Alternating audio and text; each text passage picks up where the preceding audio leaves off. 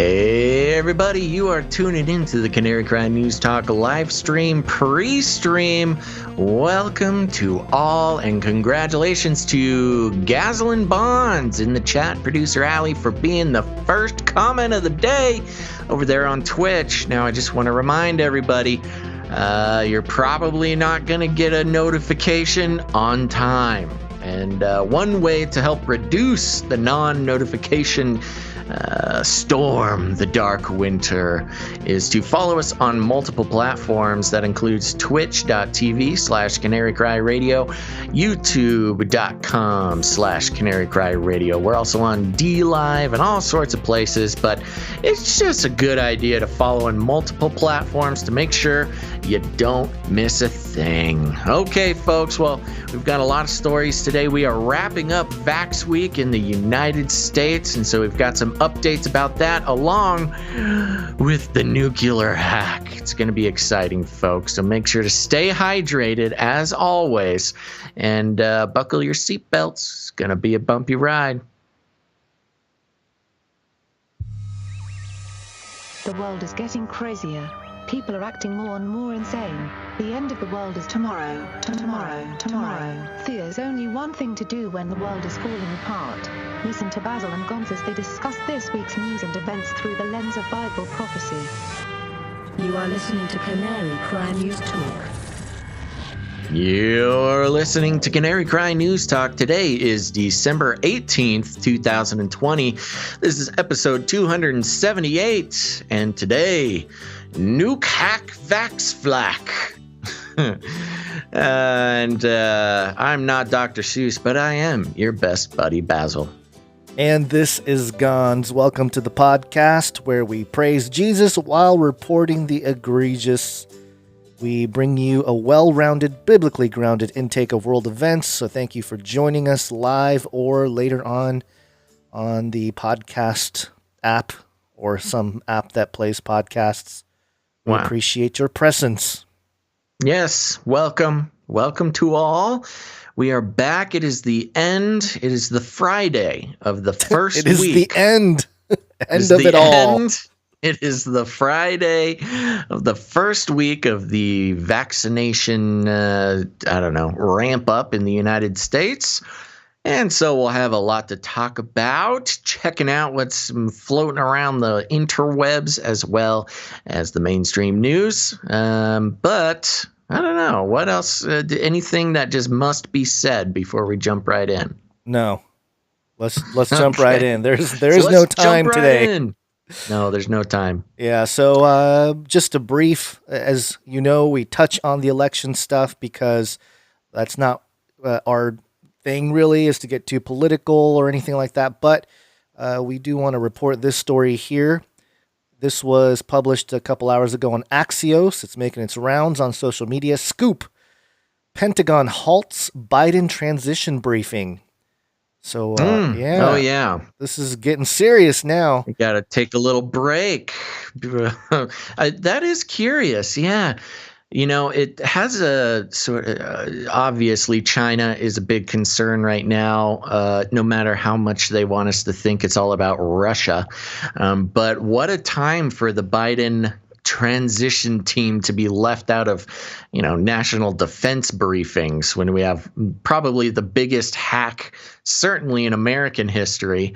World history for sure. Yeah, in terms of how big this hack probably is in terms of, with all the 18,000, less than 18,000 companies. I was going to say that, but also I'm not very familiar with major hacks that go on in China or something. Who knows? But yes, you're right. Certainly one of the most notable hack to ever be released publicly. And of course, there's a lot of national security concerns, of which we will talk about quite a bit later on in the show. But it does kind of make you wonder what's going on that they don't want the Biden transition team to be aware of. Yeah, so the Axios article, briefly, it says Acting Defense Secretary Chris Miller ordered a Pentagon-wide halt to cooperation with the transition of President-elect Biden shocking officials across the Defense Department. And then Biden transition director Johannes Abraham contradicted the Pentagon's official response to the story on Friday afternoon, telling reporters, "Let me be clear, there was no mutually agreed upon holiday break." I like how he thinks it's a holiday break. It's a break. Don't worry, it's just a break. Just a holiday break, but we didn't agree to it, even though... You don't have to show up. Don't worry. We just had a digital Pearl Harbor, but just pretend like that didn't happen. And it just kind of goes on here with the story. What I thought was interesting at the very end of this Axios report, it says these same senior leaders needed to do their day jobs and were being consumed by transition activities.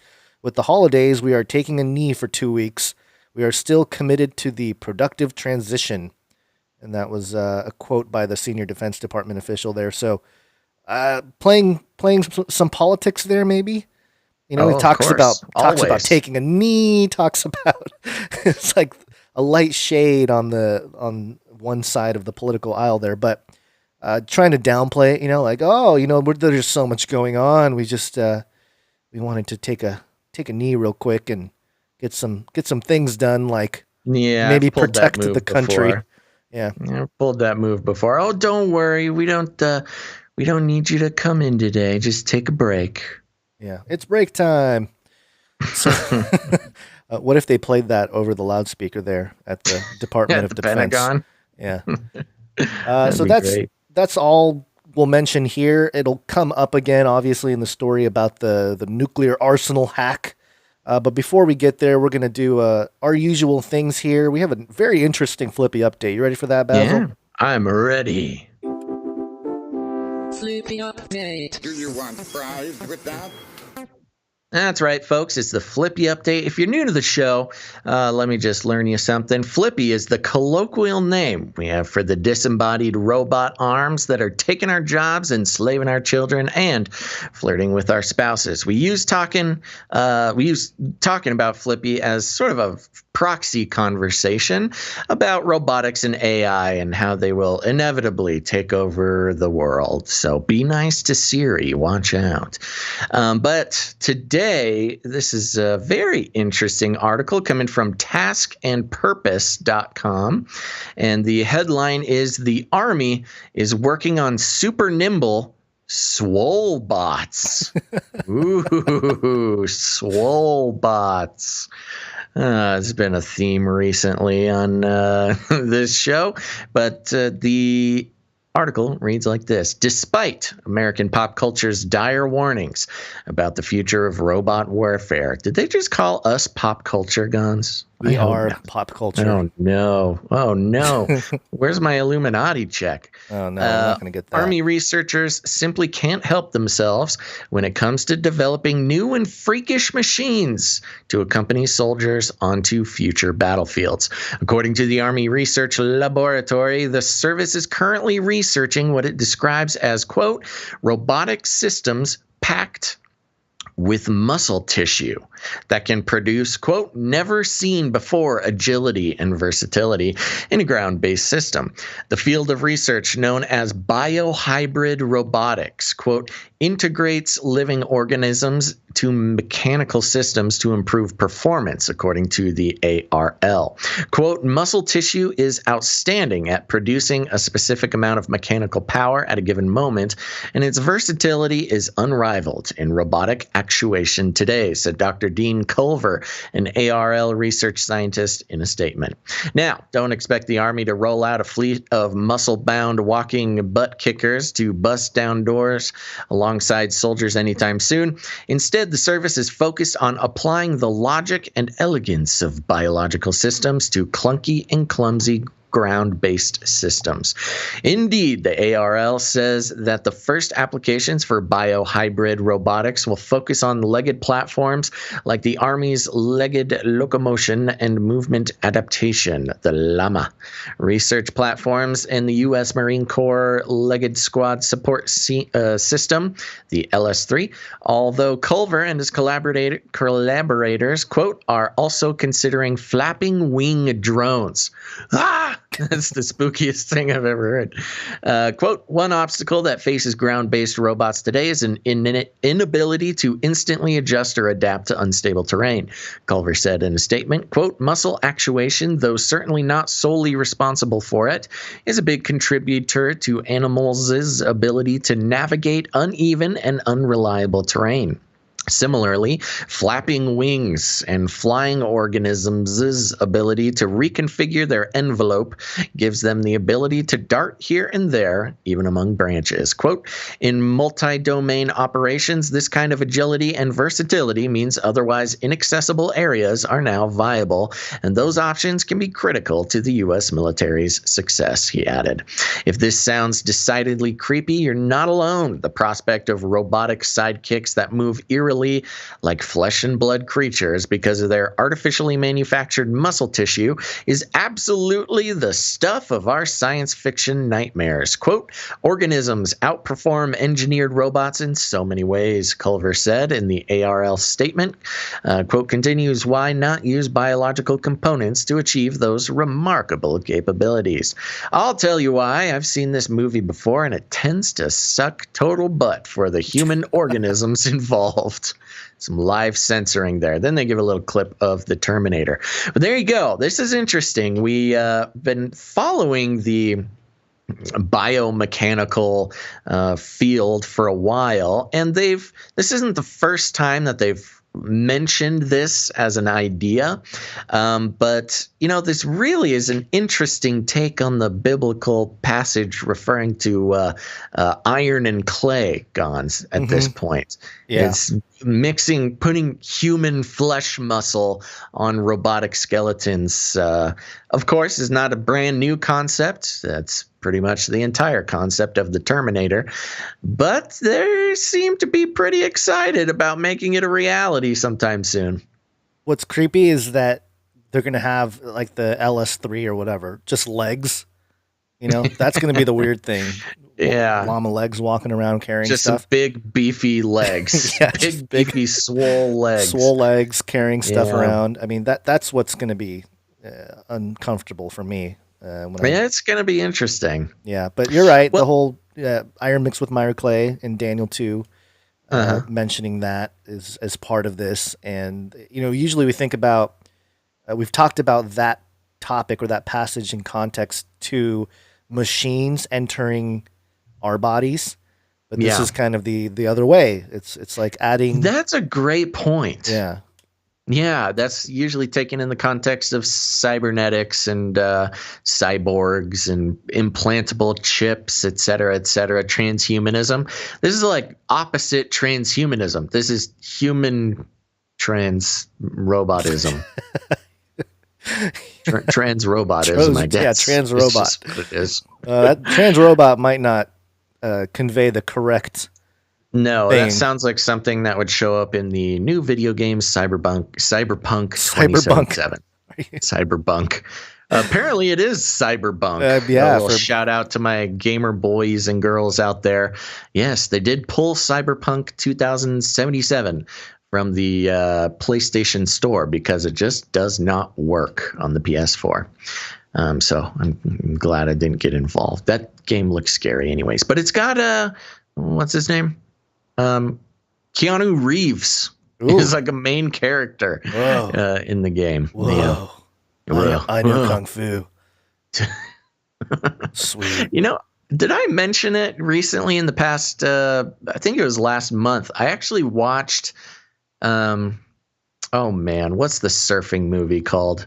Point Break. Point Break. I watched Point Break for the first time. For the first time, really. For the first time. I'd never seen it before. And it is really the pinnacle of human achievement. Oh, yeah. Yeah. It's pretty awesome. It is the best.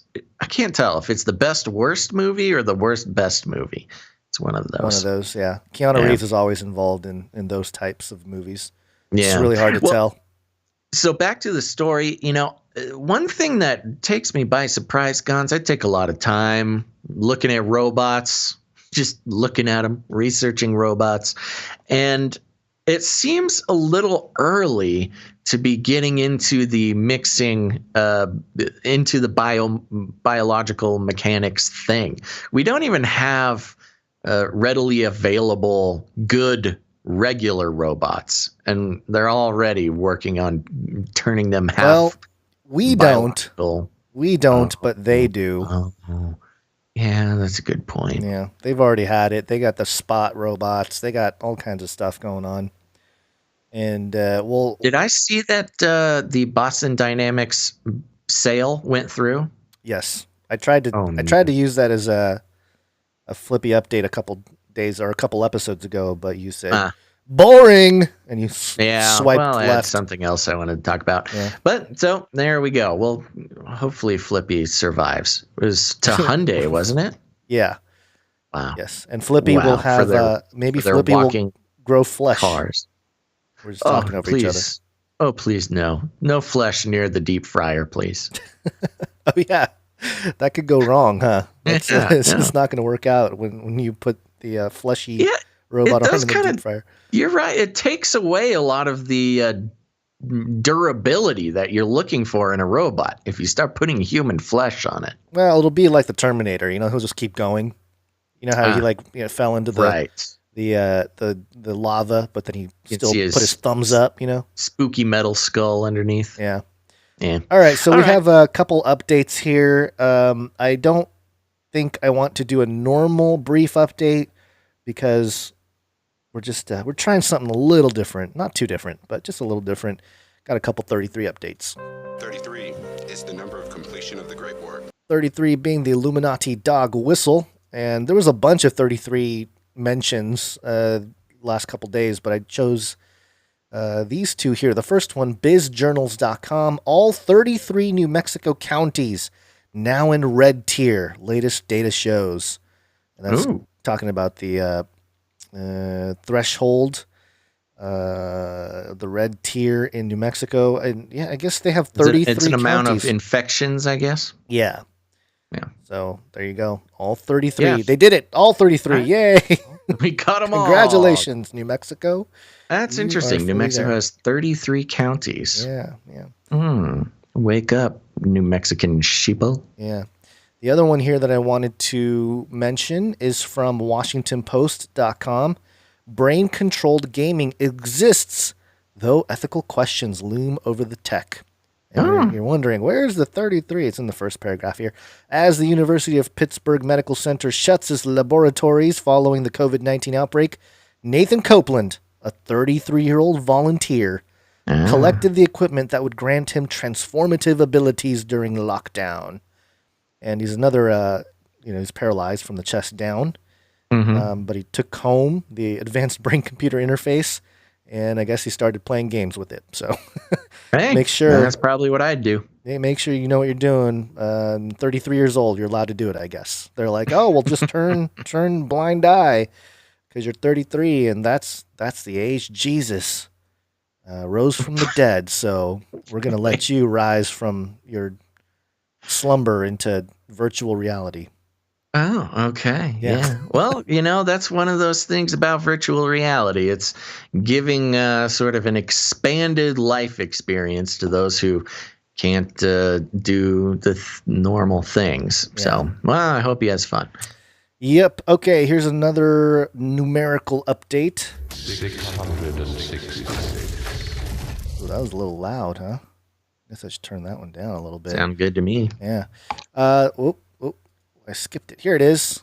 BaltimoreSun.com. Maryland's coronavirus death toll adds 49 as officials report 2,217 more cases. This is published on December 17th. After Maryland reported fewer than 200 deaths in October, 1,152 people have died in November, and just over half of December. Maryland has reported 666 deaths so far this month. They love reporting at that number. About 13% of the state's overall death toll. That's 13, the whole Osiris number there. Yeah, they're all plugged into the occult numerology. It all comes together in Maryland. So yeah, well, what a coincidence. Yeah. 666 is 13% of their death toll. They love it. They're like, oh, we must publish a story now that we have the numbers aligned. So there you go. That's our quick 666 update there. And then I have this one. Speaking of the beast system, beast system. Now, you always tell me or talk to me about the statistics of Canary Cry News Talk, which countries we rank highest in, and South Africa pops up quite a bit. Yeah, South Africa, they love us down there. So this jives with that thinking. News24.com. Opinion. Vaccines of the devil. Mogoins. I don't know if I'm pronouncing that right. Mogoing. Is contestable statements threaten vaccine confidence.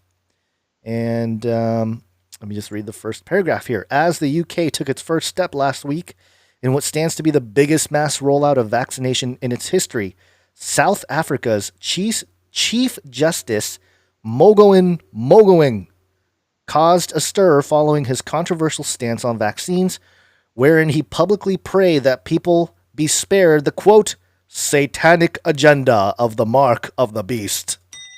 Yeah. There's that vaccine being the mark of the beast thing again. Sure. I mean, this guy needs to check his scriptures. Yeah. At the same time, I'm not gonna really condemn him too much. Well, I mean, certainly a good number of people think that's the case. I won't be too concerned until I have to sign a little paper or take an oath to deny Jesus Christ to get my vaccine. But I will say, let's see here. I'm looking at the charts now. So producers, listen up. I'm just going to give you the charts now. Let's see. South Africa, we actually took a little bit of a tumble. We're 103 right now in South Africa. Weren't we in the top 40 the last time you told me, like 2 days ago? It goes up and down. You know, it's all based on who puts out episodes when. Okay. Yeah, so we fell a little bit. I forget what number I gave last time, but I will say New Zealand, we're sitting at number 54 in news commentary. So there we go. New Zealanders are catching on. Very good. And close behind, we have Canada. We're sitting at number 57. Do we have news commentary? Canadian? I don't think we have any Canadian stories. Sometimes Canada's in there a lot. More than you think. They make it on the show pretty often. Yes. So anyway, there you go. I just thought I'd mention that the South African Chief Justice just publicly prayed that people are spared the satanic agenda of the mark of the beast. And I know he means this in the vaccine situation here, but in principle, in general, we can agree that people are spared. People wake up and are spared of the satanic agenda of the mark of the beast. Yes, that's I agree. I agree also with. hope that. Yeah. So, again, not going to be too harsh on the guy, but it's interesting to see from the Chief Justice. You don't usually see that kind of thing from. They're pretty woke over there. Yeah. So there you go. Shout out to South Africa. Shout out to South Africa. And we wanted to do this quickly to get into the main story here today. Stop this progress before it is too late. Which is this ginormous story. Yes, it's big, and we got a couple angles to take from it. I'll start out here on time.com. And as we reported on the past couple episodes, I believe, was the Solar Winds hack. Yes, that was the other big news, the biggest hack possibly in the history of, our Earth world or pancake or globe, wherever you land on that spectrum, that affected 18,000 organizations in the United States, including, I believe it was all branches of the military and most of the government were all included in this hack. And now this headline, U.S. Nuclear Weapons Agency hacked. as part of massive cyber attacks. So the news just keeps on rolling. The article reads like this.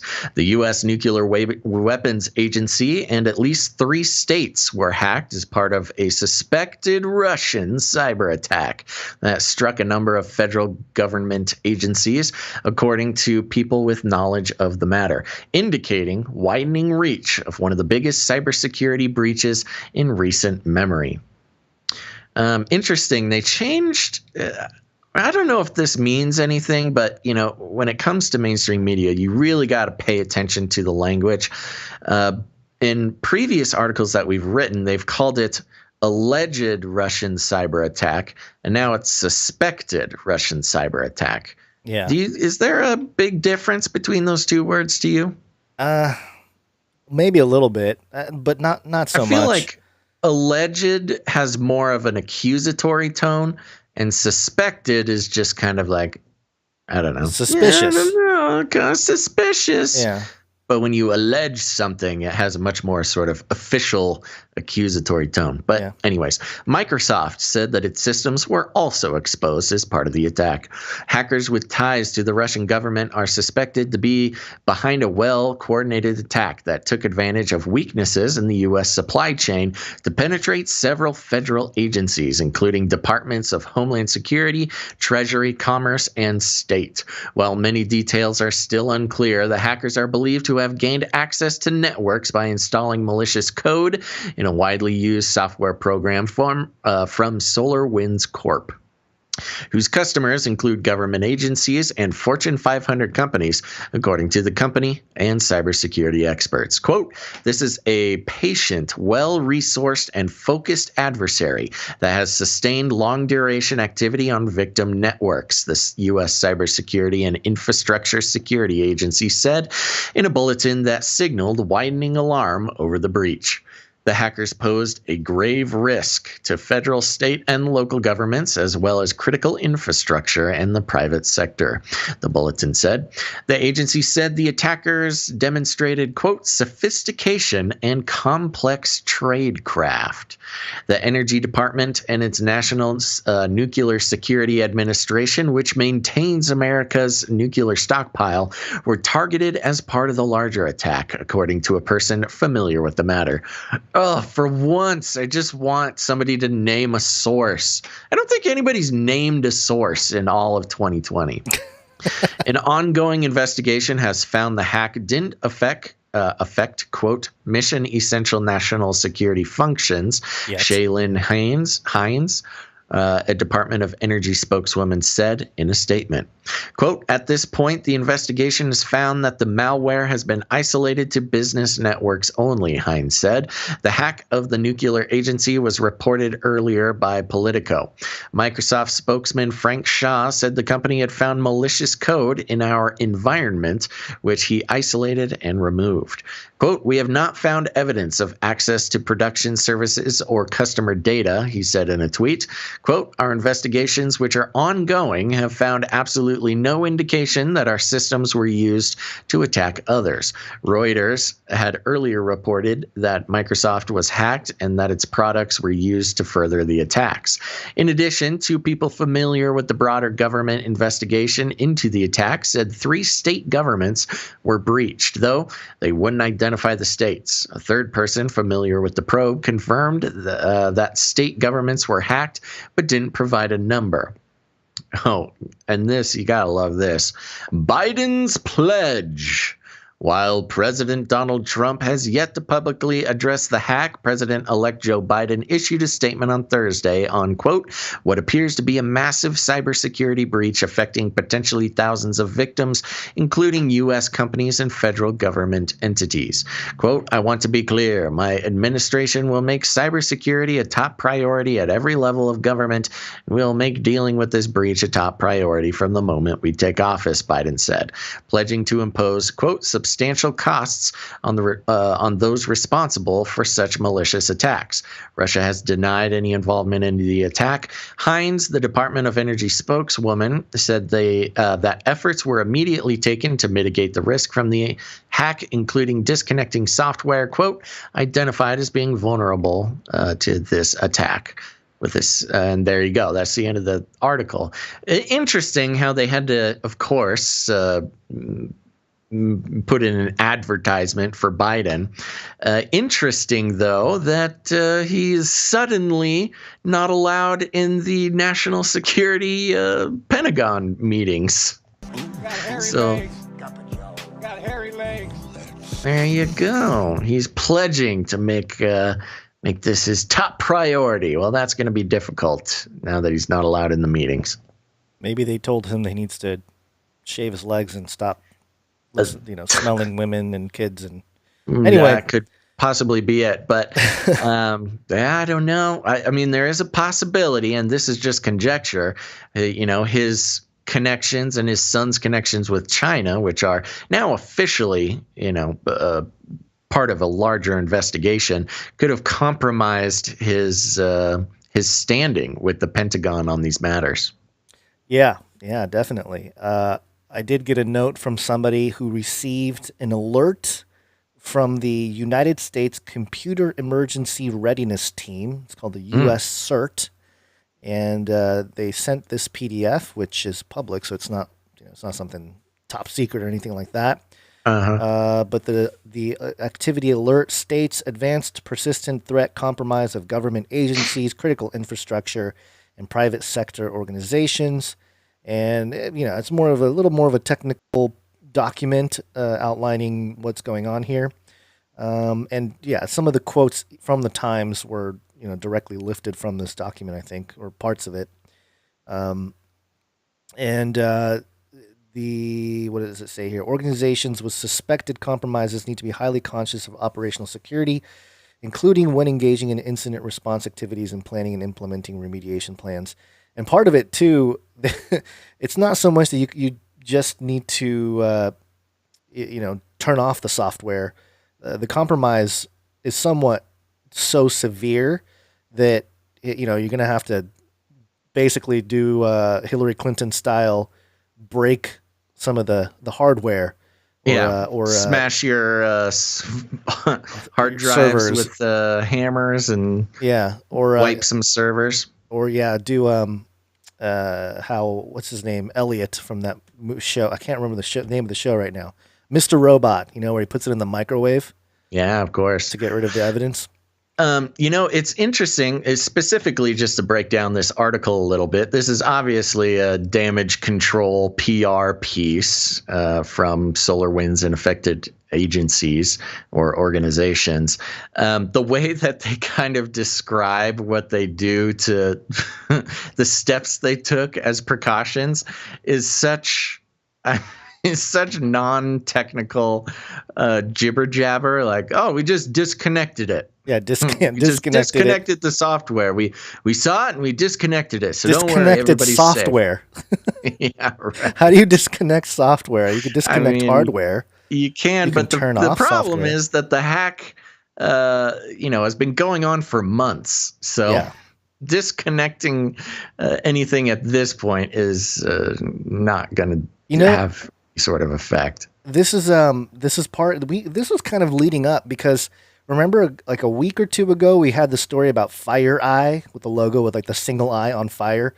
Yeah. And they mentioned like, the protection thing that we have for all of our customers, it was stolen. Remember that story where they're like, all the stuff was stolen. So it seems like they've been slowly rolling this out, but I do have an angle here that may not be correct. I will admit. Before I even mention that, there is if you go to energy.gov, they do have a Secretary of Energy signs order to mitigate security risks to the nation's electric grid. And this is really interesting. Think about the timing of the election and the transition of power and everything, okay? Keep that in mind when I read this section here. Washington, D.C., this is on December 17th. Today, the U.S. Secretary of Energy, Dan Brouillette, issued a prohibition order designed to reduce the risk that entities associated with the People's Republic of China pose to the nation's bulk power system, BPS. The order invokes the authority delegated to the Secretary of Executive Order 13920, securing the United States bulk power system, and takes effect January 16th, 2021. That's 4 days before the official inauguration of Biden. Interesting timing, right? Yeah. The order prohibits utilities that supply critical defense facilities, CDF, from procuring from the People's Republic of China specific BPS electric equipment that poses an undue risk to the BPS, the security or resilience of critical infrastructure, the economy, national security, or safety and security of Americans. So, here's a quote here. The bulk power system is the backbone of our nation's energy infrastructure and is fundamental to our national security, the American economy, and our way of life, said Secretary Brolet. Quote, it is imperative we secure the BPS against attacks and exploitation by foreign adversaries. This order is one of several steps this administration is taking to greatly diminish the ability of our foreign adversaries to target our critical electric infrastructure. So, again, very interesting. And Trump issued EO 13920 on May 1st, 2020. Illuminati Day. That's when he issued the executive order and granted implementation authority to the Secretary of Energy. I know people have talked about this a little bit, but this is very fascinating in terms of the implementation or just the call to invoke Executive Order 13920. So, yeah, and this document mentions specifically the People's Republic of China, and a lot of people suspect that this hack was actually, had to do with China, not so much Russia. Russia seems to be the, the scapegoat and the whole thing. It's just the fun. I don't know, man. After the whole Russiagate thing, you can't. It's just. I know it's just so silly for people to get so worked up about Russia at the first drop of a hat. True, but also great time for Russia to actually hack people. To actually do something. Because confidence in Russia is, at least for half the population, is very low. The other half, it's like everything's Russia. Yeah. The problem is, and I was talking to one of my IT buddies, very talented type of guy. And, the fun joke was, oh, so was the SolarWinds thing you? And he laughed and he said, oh, I wish. I was like, so what do you think? Was it the Russians or what? He's like, dude, there's no way to know. I mean, you can route any hack through Russian servers. Yeah. And a lot of hackers do route all their hacks through Russian servers because the way it's set up over there, you can stay anonymous and just route everything through Russian servers. So, yeah, Russia always gets blamed for hacks because, you can be in anywhere in the world and route your hack through a Russian server. And then, of course, the Russians get blamed and you get off scot-free. Oh, you know what? Somebody mentioned the Russia jingle, and I do have that somewhere here. But anyway, so, I thought this was interesting. And then I'll give you my kind of angle on this whole thing. Okay. And again, this is just, let me be clear, this is speculation. This is not, any kind of... I don't do this on evidence per se, just my sort of speculation. Okay. I just want to put that out there because, and I actually tweeted this out. This is your theory, your conspiracy theory. Yeah, just a theory. I said this is an exposure of the frailty of our current digital infrastructure. #false flag ? With blockchain and DLT, which is distributed ledger technology, replacements ready to go, it was time to destroy Web 2.0. Correlation is not causation, but Bitcoin price went crazy in tandem with the announcements of SolarWinds.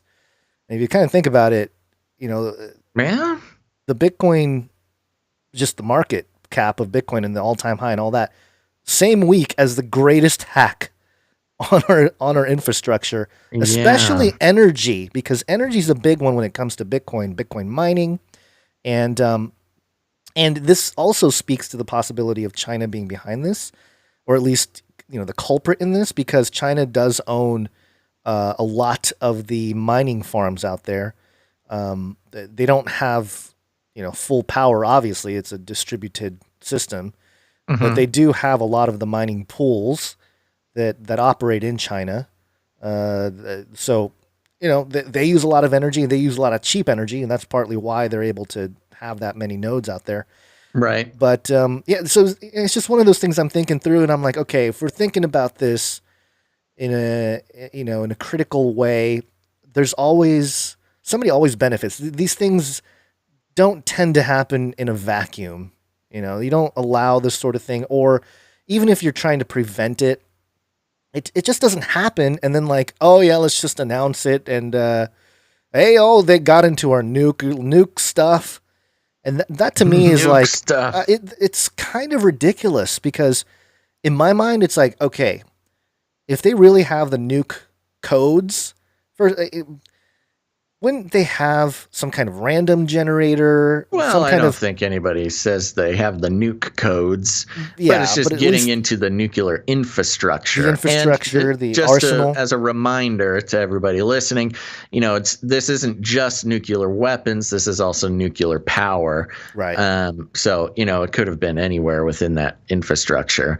But the Time article said that it's not mission critical, so everything's fine. Of course they're going to say that. Well, and as for more, just a little bit more context, SolarWinds is sort of a business infrastructure software company. So I would be pretty surprised if SolarWinds was being used in some, weaponized capacity for, nuclear missiles or something. Yeah.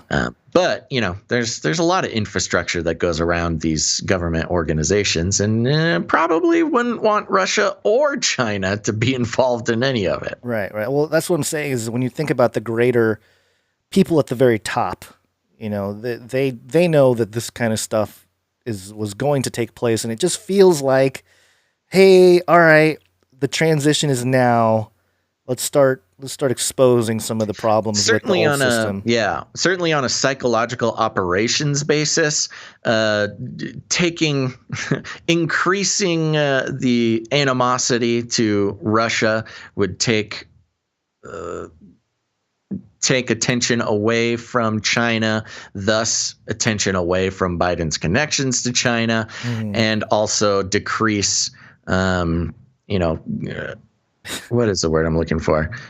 Confidence, decrease confidence in the fact that our entire world runs on the internet and is supposedly safe. So, it's another, I called it kind of a black swan event when this hack happened at the beginning of the week. And I think more aptly, you could call it a potential black swan event or a black swan warning event, because the real black swan event would have been, they do get into the power grid, shut something off. They do disrupt the supply chains. Here's the thing, though. They don't have to actually go through with any of it, because especially if they really pull, they shut off the grid, they do that kind of thing. Then they sort of give away their positions too. Once you act upon it, you can be in there and be invisible. But once you move, then it's like, oh, there you are. It's almost, it's what's the it's like so they could have been waiting. They could have been waiting for Biden's inauguration day or something. But they didn't. We found them. Yeah. But what is there's an analogy, the dark forest analogy or something, where you can't see them until they move. I don't remember. Anyway, there's something along those lines where, but like a T-Rex vision. Sure. It's T-Rex. Their vision is based on movement, guys. Oh, is it? Okay. Yeah. All right. Those little chickens running around. Good luck. But that's basically my takeaway here. And you mentioned how it's a black swan event. I think it can be. I think it is kind of a psychological black swan event, and even economic. You can make demands, or just anybody anonymously, and say, "Hey, we're going to do this. You are compromised. We will expose this unless you give us this," that sort of thing. Right. But that was a potential. The thing is, they didn't really do that stuff. So as far as it's actual effect. I think it's more of a psychological black swan than anything else. Right. And the fact for that those it's who public, understand just how impactful that this hack actually was. Yeah. Well, like I said, just for it to be public like this is very interesting to me, and the timing of it all, and the shutdown, and even if you break down this Time article, because we know Time is like the tip of the spear when it comes to PC mainstream, button up, whatever. They blame Russia. It's very loose on the technical terminology. They talk about how it's not a threat. No named sources, no named details, nothing. And then a whole thing on Biden, how Biden's great. And so you clearly tell that it's how Trump's not doing anything and Biden pledges to do it all. Yeah. I'm sure he doesn't even really know what cyber means. But anyway, so this is a big story. We'll keep tabs on it. This could be part of the cyber pandemic, or the cyberdemic, or what we call it, cyber demonic, and just that whole situation there. And we'll just keep track of it. Yeah, and more things will be coming out for sure. They are in the midst of figuring it all out as we speak. And this also ties into a lot of the. I mentioned this on Twitter as well. How the same people that were, and we've talked about this, the same people who were warning against martial law are now pushing for it. Yeah, it just seems like crazy. Again, it just seems like a good setup, like, hey, and then Lynn Wood tweeting about, oh, hey, get your food ready, make sure you have your guns and a week's worth of food and the 10 days of darkness and all that stuff. It kind of plays into that setup, a little bit. Oh no, it's totally set up for some sort of thing. I will say on that point, I did go to my grocery store just to get some gallons of water, some supplemental water, just to have around. You should have that anyways, but I thought I'd pick up a few more. They had put a 2-item limit on bottles of water. And water. Man. 2-item limit. And so I go up there and, you can play the game. There's 30 different types of water you can buy. And so I got 2 of each one and went up to the cashier. She's like, you can only have 2 of those. There's a 2-item limit on those products. I'm like, 2 per product, right? She's like, yeah. I'm like, okay, I only have 2 of each of these 30 different kinds of water. Thank you very much. Bring me up. Let's go. Did they do it? She did not push back. I had bested her. Ooh. Yeah. Touche, cashier lady. Yeah, there you go. That's how you get around the system. I know. Now I have way too much water. It's okay. It's good to have too much. Better to have too much than not enough. What was I going to mention? I was going to mention something. Oh, just real quick before we move on to the next stories, which we should do. I want to mention, if you're watching over on YouTube, please take a second and like the video. Very important that we get likes early on in the video. Tells the algorithms to let other people share the show. And we made a mistake. We did put the VAX word in the title of this live stream, which certainly has sabotaged our chances of this video getting shared very much. But your likes will help a lot. So thumbs up the video. Thank you very much. I thought the algos would like the little play on the words, like, ooh, Dr. Seuss, the new Dr. Seuss. We love Dr. Seuss here. NUKE, hack, VAX, FLAK. All right, anyway. Yeah, okay. It's categorized under the children's section. Yes, listen up, children. Let's give you some truth. Yeah, because, those algos. You can't handle the truth.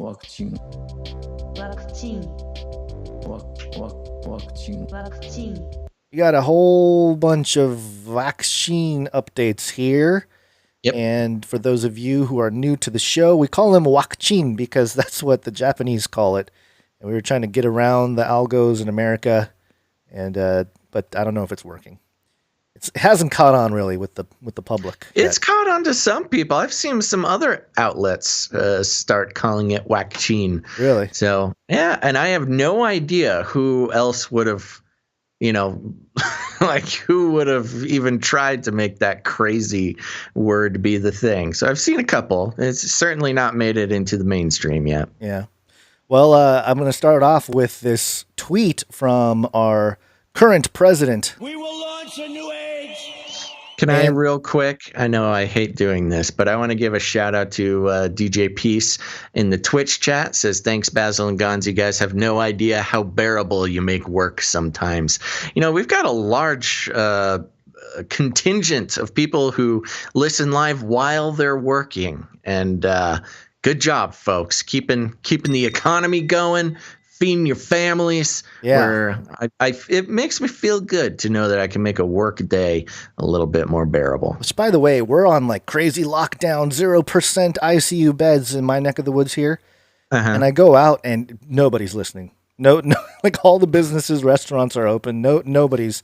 I think Newsom messed up big time. Over there in Southern California, nobody's following the orders. No. I think Gavin Newsom really messed up, and even the liberal Democrats out there are like, yeah, if Newsom's gonna keep his winery open, it's pretty social revolution against Newsom. Yeah, we'll see, because there was a call to or recall Newsom.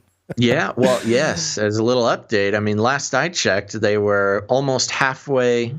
Signatures?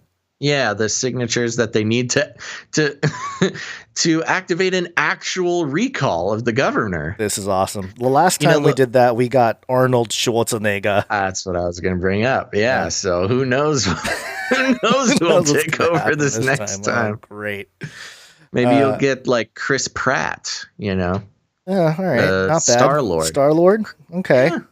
Chris Pratt, at least as far as his PR is concerned, is a Christian guy. Yeah. Tim Dillon, I don't think he's a Christian guy, but he said he would do it. Like, he was serious about it, too, that he was going to run. Comedian guy. Anyway, so Trump tweeted this out yesterday on December 17th. He said, all-time stock market high, the vaccine and the vaccine rollout are getting the best of reviews, which we'll challenge that idea in a moment here. Moving along really well. Get those shots, everyone, in quotation marks. Stimulus talks. Quotes around shots. Also, stimulus talks looking very good. That's very strange. Why did he put the quotations around shots? Yeah, that is interesting. Get those shots, everybody. Like, what is the deal with that? Get those shots. Yeah, and Numati2 in the Twitch chat does point it out. What I pointed out to you is he's supposed to say jabs. He's supposed to say jabs. Is that why we just universally adopted jabs? Idea. And he's like, so weird. He's like, I like the old way. I like the shots. Maybe this is another dog whistle. Is this a stand down and stand by moment? What are the Q bots saying? That's a good question. I have not heard a lot from the Q bots because they have been banned from the internet. Oh, yeah, that's true. But I'd be curious what their breakdown is of the quotation shots. So I was like, they're not shots? What are they? Yeah. I don't know. That is so weird. Yeah, I mean, are there fake shots that we can get? Is he like, get the shots? Well, maybe, see, that's the thing. That's the other, if you're like super pro Trump, maybe this is his way of like, oh yeah, we're rolling out the vaccine. We're just doing it kind of to keep the crazy people at bay. And this is our way. This is my way of saying, oh yeah, the shots. Yeah, get the shots, everybody. Pence allegedly got his shot this morning, right?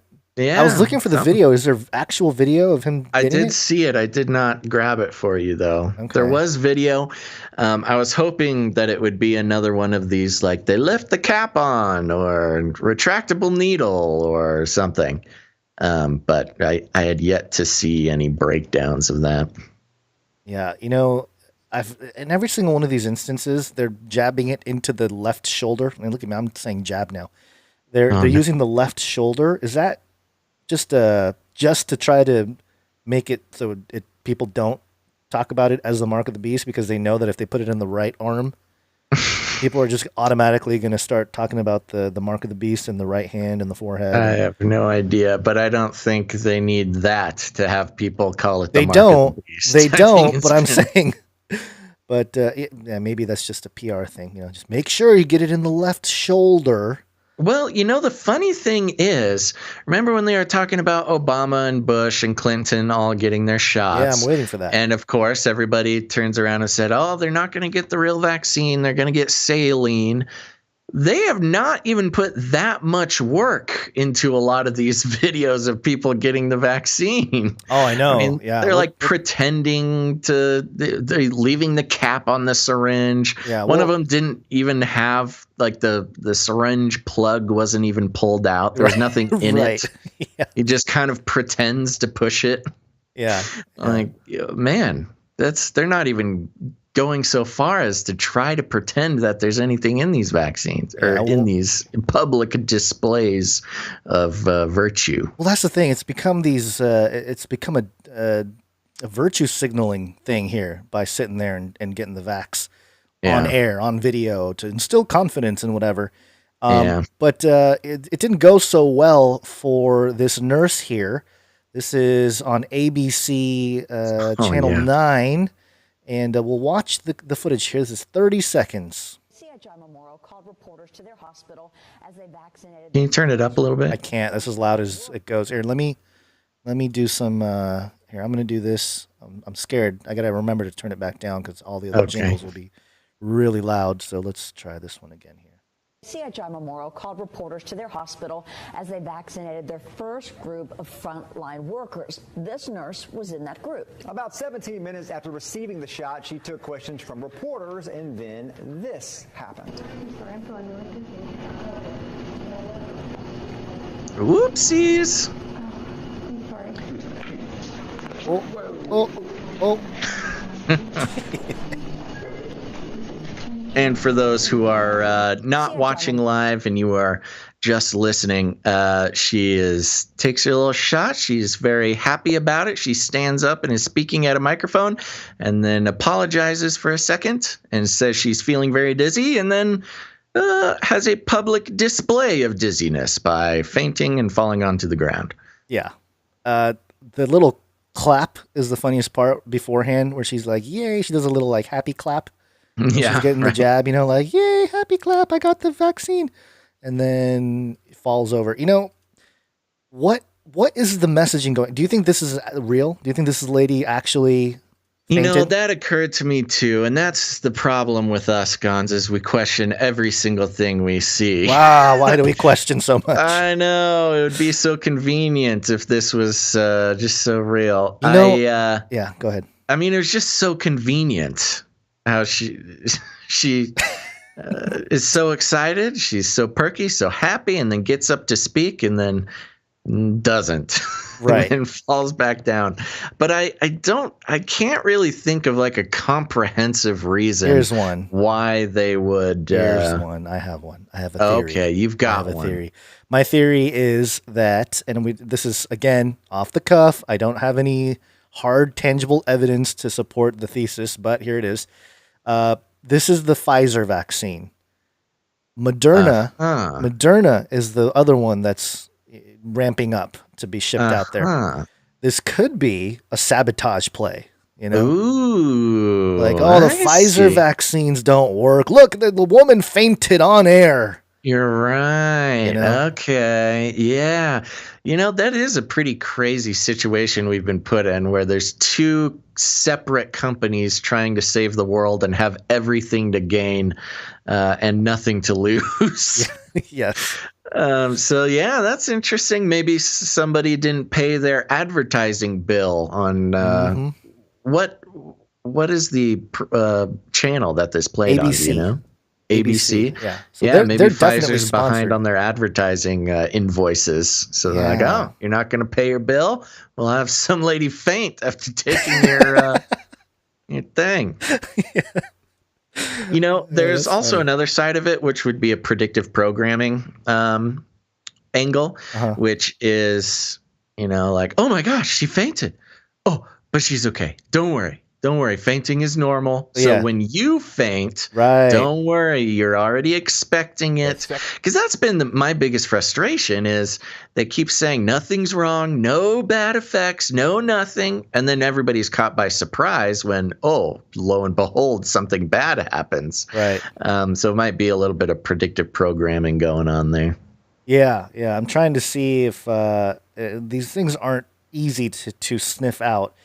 But obviously, a lot of these major outlets, ABC, NBC, the major money comes from pharmaceutical companies, and so most of their advertising that's where they get their money. So you got to kind of look at. And I'm looking at this article from ABC News, and they do a side-by-side comparison of Pfizer and Moderna.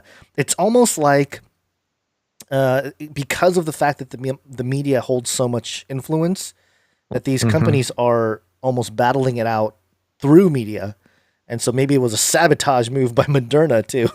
Well, it could this lady's like works for Moderna, and she's or even just Fauci, because Fauci is a stakeholder in Moderna, and he is not a stakeholder in Pfizer, as far as I know. Right. So there you go. I mean, that's just very interesting.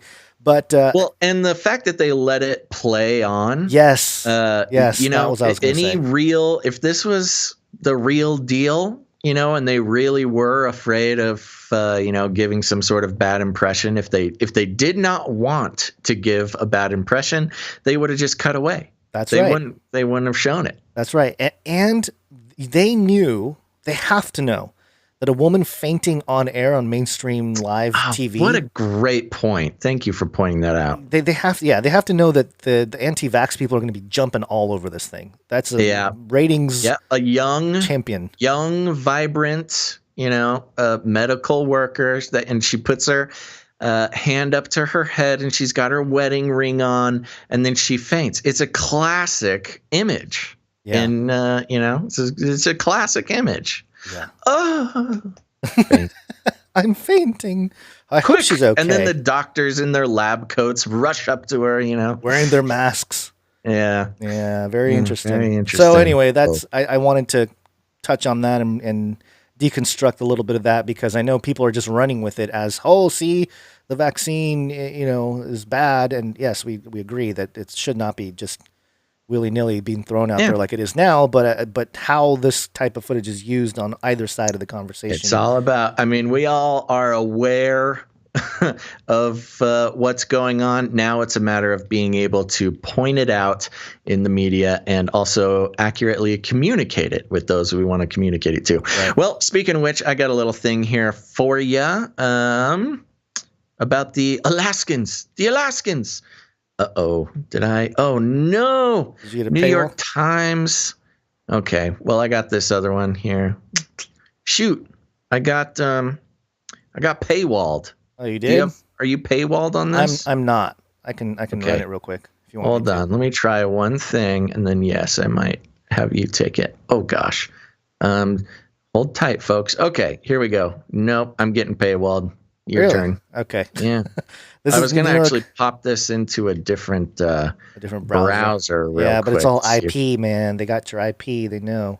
Oh, but if you're fancy like me. You got the VPN? If you're fancy like me and you can't, nobody knows anything. Oh, okay, hold on.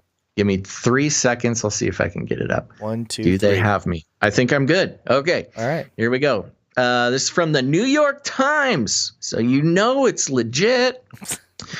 The headline is 2 Alaska healthcare workers. Oh my gosh.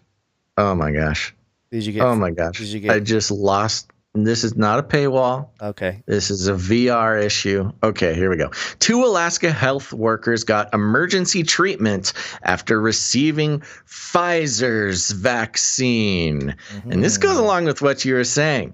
Why not just say COVID vaccine? Why not call it COVID-19 vaccine? Why specifically in the headline say Pfizer's vaccine when currently there are no other vaccines available? Like, it doesn't even matter whose vaccine. There's only one. But okay, let's keep going.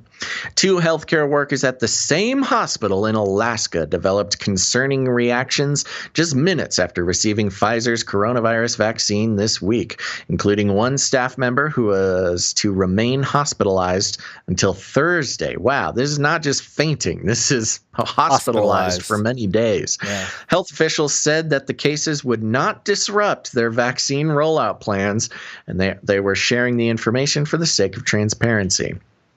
Yeah, nothing to see here, folks. The first... I love how they did it for transparency now, but what about transparency leading up to the entire pandemic, quote unquote?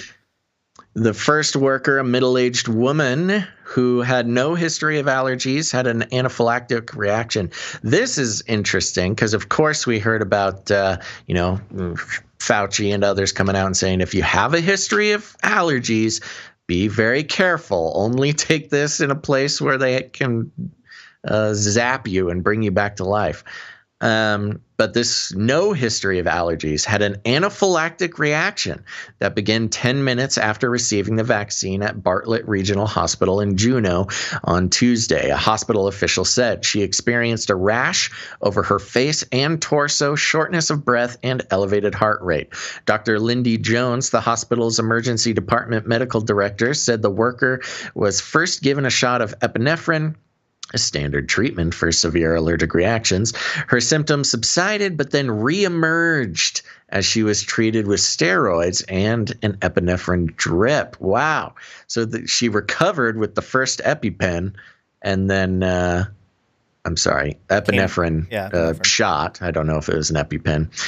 And then it came back later. It's like a candle that you try to blow out and it just catches right back on fire. Wow, yeah. Maybe they're just playing a funny joke on her. When doctors tried to stop the drip, her symptoms reemerged yet again. Oh my gosh. So the woman was moved. Sorry, I just keep trying to make comments, but we got to read on. When the doctor tried to stop the drip, her symptoms reemerged yet again. So the woman was moved to the intensive care unit, observed throughout the night, then weaned off the drip early Wednesday morning, Dr. Jones said. Dr. Jones had said earlier Wednesday that the woman was set to be discharged in the evening, but the hospital said late Wednesday that she was remaining another night. The second worker received his shot on Wednesday and developed eye puffiness, lightheadedness, and a scratchy throat in 10 minutes after the injection. The hospital said in a statement. He was taken to the emergency room and treated with epinephrine, Pepcid, and Benadryl. Ooh, and a lot of things. Also, the hospital said the reaction was not considered anaphylaxis. The worker, interesting, has not considered anaphylaxis.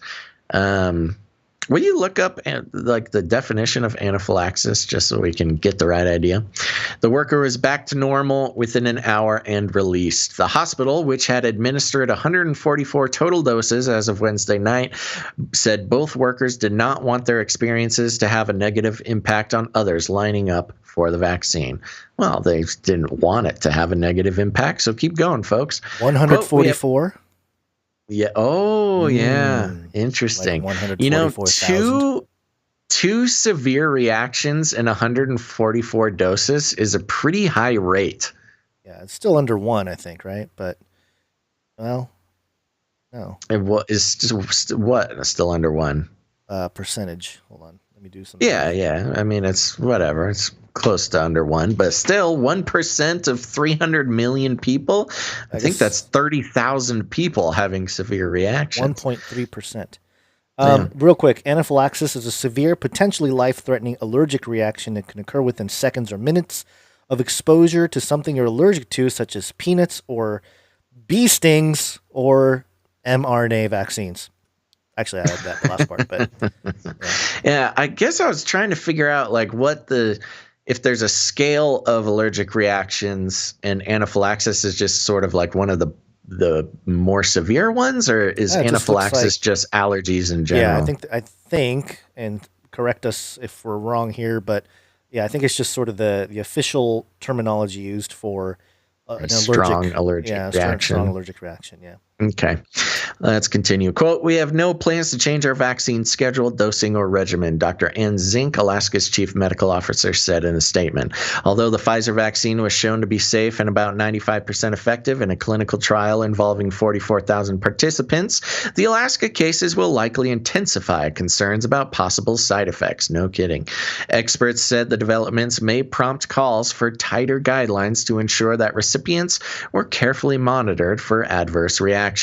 Dr. Paul A. Offit, a vaccine expert and member of an outside advisory panel that recommended the Food and Drug Administration authorize the Pfizer vaccine for emergency use, said the appropriate precautions were already in place. For instance, he said the requirement that recipients remain in place for 15 minutes after getting the vaccine helped ensure the woman was quickly treated.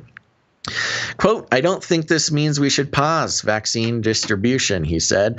Not at all. But he said researchers need to figure out what component of the vaccine is causing this reaction. Dr. Jay Butler, a top infectious disease expert with the Centers for Disease Control and Prevention, said the Alaska situation showed that the monitoring system worked. The agency has recommended that the vaccine be administered in settings that have supplies, including oxygen and epinephrine, to manage anaphylactic shock. Talk about a good spin. Yeah. Not Silver only do you lining. have some talented doctors up there, but you've got some great spin doctors. Yeah.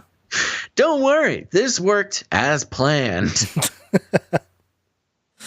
Yeah. Let's see here. Then it just kind of goes into some general vaccine info. The Alaska woman's reaction was believed to be similar to the anaphylactic reactions to health workers in Britain experienced after receiving the Pfizer-BioNTech vaccine last week. Like her, both recovered. So don't worry, everybody's recovering. Those cases were expected to come up on Thursday when FDA scientists are scheduled to meet with the agency's outside panel of blah, blah, blah, blah. So there you go. The article goes on for quite a while, but it's just more general information. So there you go. Nothing, but don't worry. No adverse effects.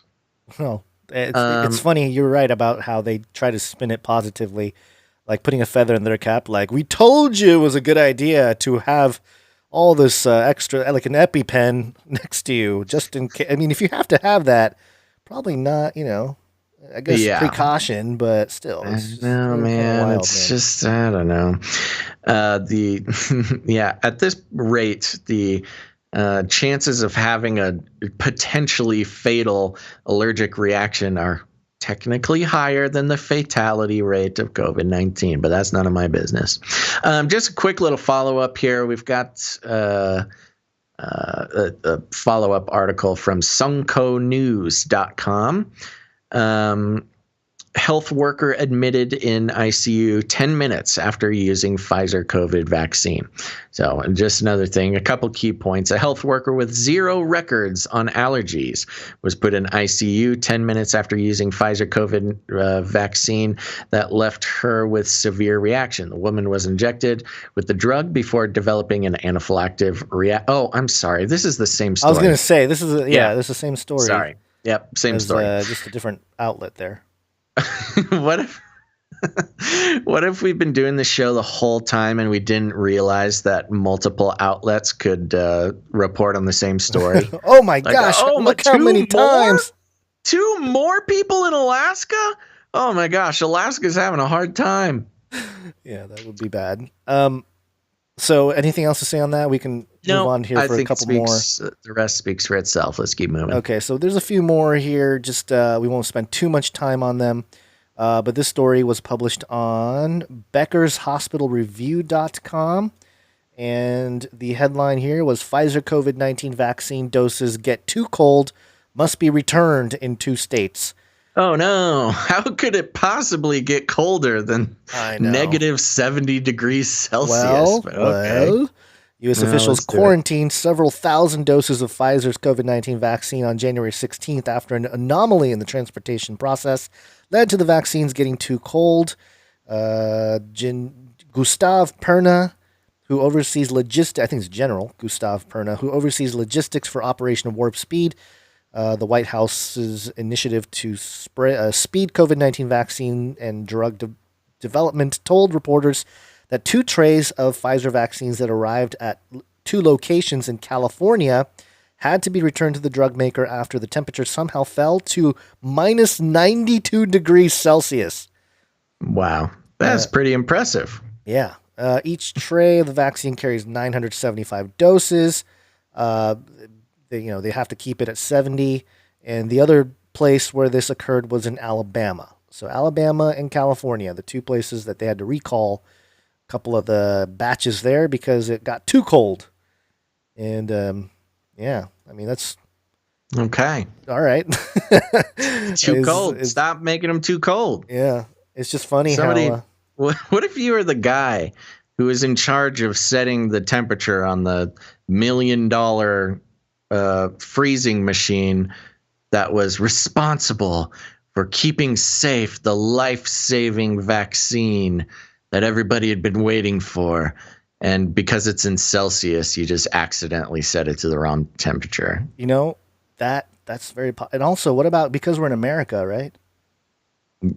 We are in America, right? And nobody knows what Celsius means here. Yeah. So they're probably like, oops. Yeah. What else is there? It's either a defective machine or somebody made a whoopsies. Yeah, but if they made the whoopsies, I would think that maybe it wasn't as bad. I don't know. It's a pretty big deal. It's kind of like the biggest deal. Well, if they did it in the world of the entire year. I know, but if they accidentally did it in Fahrenheit, wouldn't it be not cold enough? Oh, I think you're thinking way too deep about this. Right, I'll stop thinking so deep about it. Okay, next, this was an interesting one that popped up for me.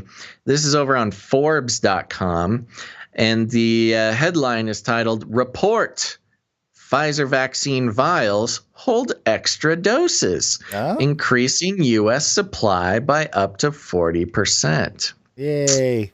Okay.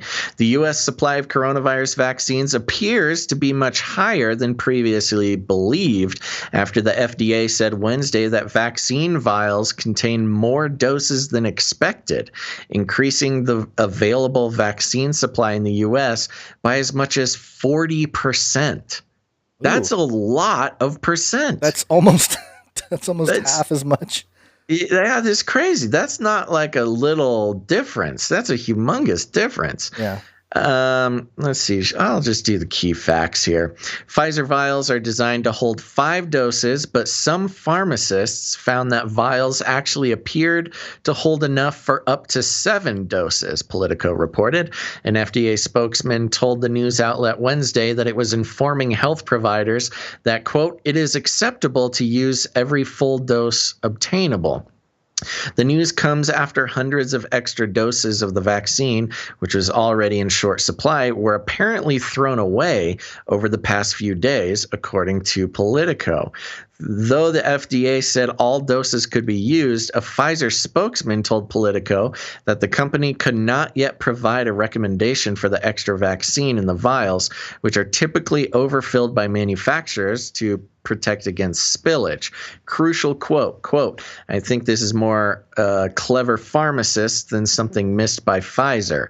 Andy Slavitt, a former health administrator under President Barack Obama, told Politico. So it's just kind of like, why? Okay. So in the full article, it talks about like, yeah, they'll put in a little bit more to prevent spillage and to just, give you a little bit of breathing room. Mm-hmm. But usually it's less than 1 dose of breathing room. And they're saying they can get 2 extra doses out of each of these vials, which makes me kind of suspicious of, well, a lot of things. First of all, Pfizer, because they bill per vial. I'm assuming they bill per vial or maybe per dose. I have no idea. It's just kind of funky. Like, that's kind of a big oversight. It's like Pfizer vaccine vials hold extra doses, AKA we don't know how to measure things. And This is like there's 40% more vaccines than originally available. It's kind of like this manufactured extra deficit. Supply. Yeah. Well, yeah. This is just Pfizer being really good drug dealers. Yeah, that's true. It's like, hey, give me a couple extra doses for your first time, but here's we'll a little keep more. You coming back. Yeah. Since it's your first time, here's a little extra. Yeah, that's how they get you. That's how they get you, man. I really think that's what it is. Otherwise, why else? Did they just produce a whole bunch of this stuff? And what a weird, crucial quote. I think this is more clever pharmacists. And so, what's clever? I thought pharmacists gave the doses and there was more doses. What's clever about that? Yeah, well, Obama guy. So what are you going to do? Yeah, that's true. The VAX wars, the big pharma wars continues here. Bloomberg.com. Moderna ditches 400,000 vaccine doses, but still set to meet goal. Oh, good. Yeah, Moderna Inc. had to discard 400,000 doses of its experimental COVID-19 shot after a filtration issue compromised the product during the final stages of manufacturing, a U.S. official said Thursday. Monsef Slaoui, Operation Warp Speed's chief scientific advisor, disclosed Moderna's manufacturing hiccup in an interview with Bloomberg News. The 400,000 doses, which weren't yet placed in vials, were part of a broader 1.4 million batch of its vaccine, Slaoui said. Moderna, however, remains on track to meet its production estimate of 20 million doses this month and 80 to 100 million doses for the U.S. in the first quarter of 2021, according to Ray Jordan, a spokesman for the Cambridge, Massachusetts-based company. This is interesting how in the first paragraph here it says doses of its experimental COVID-19 shot. Mm-hmm. It's experimental, but they're getting ready to ship it out to millions of Americans. Just think about that just logically, Okay. They're all experimental. Yeah. Pretty in your face right there. But yeah, that's interesting. Yeah. Not much more to say other than sabotage. This is a Pfizer saboteur that came in and messed up Moderna's supply there. That's what I'm thinking. Vax Wars. Vax Wars. Da, da, da, da, da. Okay. All right. Here's a quick one for you. This is kind of a super cut of a lot of the failed vaccination PR videos. I just thought, we can't get away with not showing them. The first one, oopsies. The first one was the guy who, what? I think he's a doctor, right? Yeah, he's a doctor, and the guy giving him the shot, there's nothing in the plunger is all the way pushed down. And instead of, I don't know, saying, whoopsies, got the wrong syringe or something, he just sort of like pantomimes pushing it down. And then just kind of walks away. Oh, did it good. I feel bad for the doctor. He just got stabbed for no reason. No reason. That's how I used to play doctor with my toy syringes. Yeah, it looks like a toddler pretending to use a syringe. Then, of course, they show the nurse lady we've already talked about. And then there's the one with the disappearing needle. Did you see this one? Yeah, where the lady puts the needle into the arm, pushes the plunger, and when she pulls it out, the needle is gone. Which, I will say this, though. This one did get slightly debunked for me. Did it? Okay. Yeah, so of course there's the allegations of retractable needles, giving fake shots, things like that. Apparently there is a type of syringe that does use an automatically retracting needle, and it's for safety purposes. I saw like a medical video showing how it works, but I don't know. I've never used one. I've never had one used. It kind of looks a little sketchy because you stick it all the way in, and then once the the plunger is all the way down. It activates some sort of mechanism that really quickly pulls the needle back in, pulls it into the syringe. I don't know. Never seen it in real life. Here's my thing too. At least the woman fainting, we know because it was reported, in the local news. There's a certain level of like, okay, this actually happened with the COVID vaccine. Yeah. Is there any hard evidence that the first guy, the doctor-looking guy, and then this shot here that you're talking about was actually from the COVID vaccine? Is there like hard proof of that, or is it just? No, I don't know. Yeah, that could be an issue. I've just seen this video floating around. So, yeah, that is a good thing to keep in mind when you're seeing just random videos floating around the internet claiming to be something. You just don't know unless you know. Yeah. Unless there's some sort of longer video with context and things like that. You just never really know. These were fun, seeing them floating around. Got me a little fired up for a second, but it only took about 3 minutes of research to find out that they're called, what are they called? I don't know, some safety syringe or something. The other thing, though, why would only some of the vaccine needles have that and other ones wouldn't? Well, that's the question, isn't it? I was a little curious, too. I was kind of under the impression that all of this would be standardized. Yeah. But guess not. I mean, is it like a roulette thing? Like, you got the retractable needle vaccine. Use whatever you got in stock. Yeah, who knows? All I have are these retractable needle ones. Hope no conspiracy theorists see a video of this because it's all I got.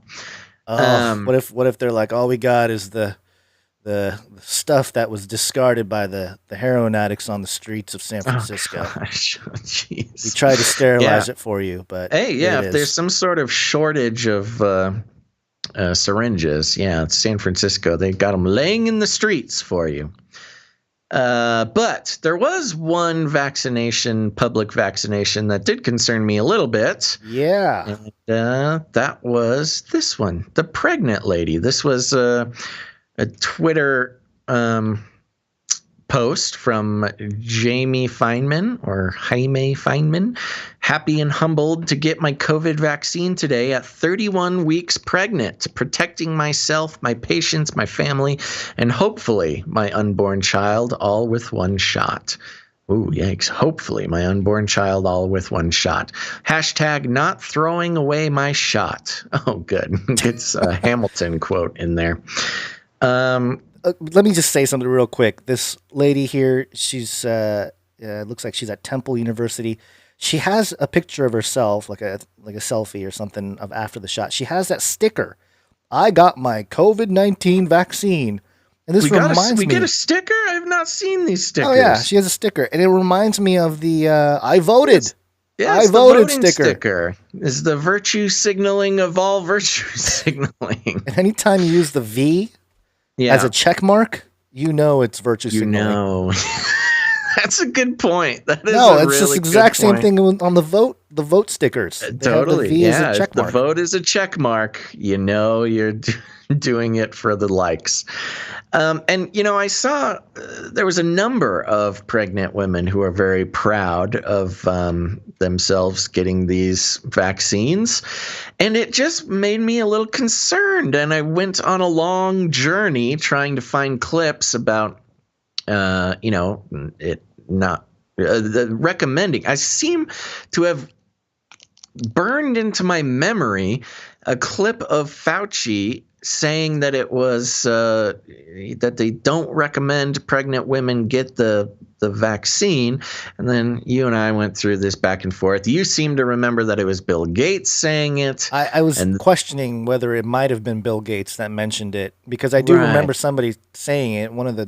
It's one of the two. It was either Fauci or Bill Gates recently. If somebody in the chat remembers or has a clip, let us know.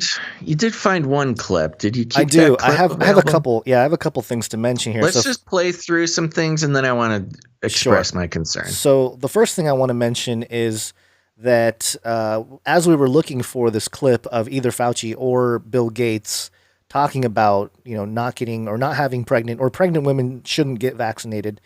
At least for the last week here, or last couple weeks, all the stories that are out there are how safe this vaccine is for pregnant women. And so that's part of it, number one. And I'm sure you'll got more to say about that. But this, if you do a little, finagling with the Google search or the Bing search, really not easy to find. No, you gotta put the time, limits on it or date limit and stuff. So I found this one from ibc.co.uk from December 2nd. Can pregnant women get the COVID vaccine? And it goes into the whole thing, and it has a little section here.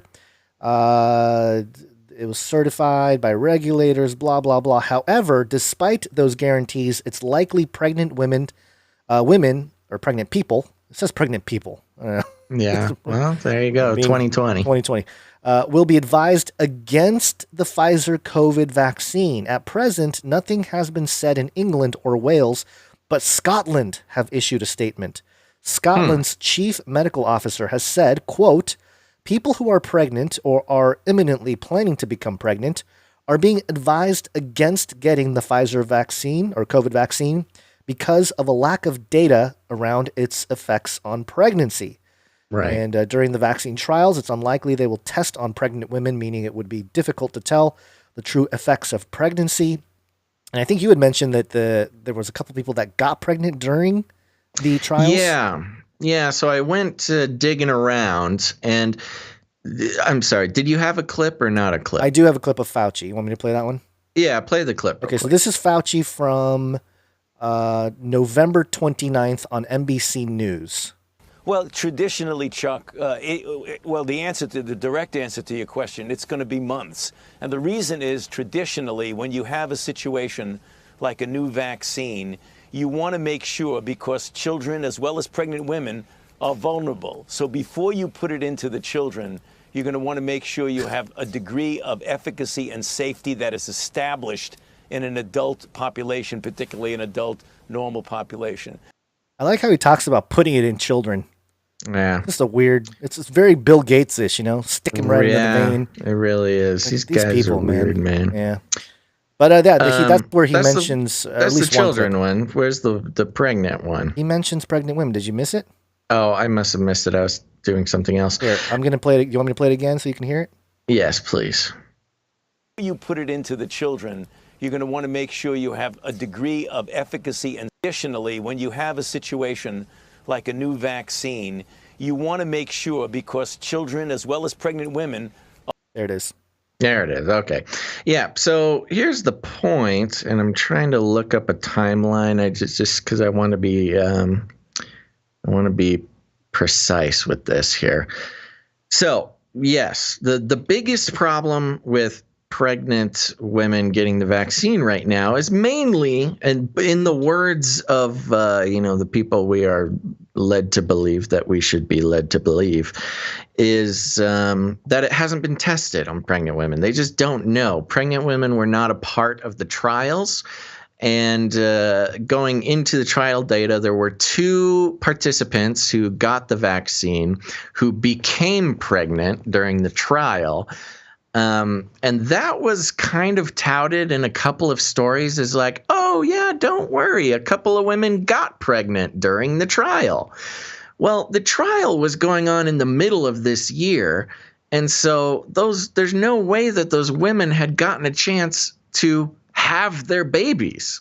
So we don't actually know anything about all we know is that the women didn't die, or that they were actually able to successfully get pregnant while they were while they had the vaccine in them. And anyways, just to sum it up, to keep things moving, the problem is it has not been tested on pregnant women. There's no data on pregnancy or nursing even on what the effects might be. It's very concerning with the anaphylactic shock going on. That makes me extra worried about the nursing aspect. But the fact of the matter is, if you're a pregnant woman and you're getting the vaccine, you are the test. You are the trial. trial. There is no data. You are the ones who are going to find out if this is harmful or not. I mean, you're basically signing up your unborn child for a vaccination trial. That's what it is. And that is pretty concerning. That would not be something I would recommend anybody that I personally care about to take part in. We are the guinea pig, and they have pinned us to become the guinea pig, or at least the ones that are complicit. Right. Well, that's the thing. This whole, the PR around this, with the notable exceptions that we bring up in this show, is that it's totally safe, nothing to worry about. Everybody should get it, even if you have a history of severe allergic reactions. Don't worry, you can still get it. Just make sure there's a EpiPen and a defibrillator around you, and we'll bring you back to life. It's worth it. Well, but with the pregnant women thing, it's just you are signing up to a vaccination trial on your unborn child without signing any waivers and without any compensation.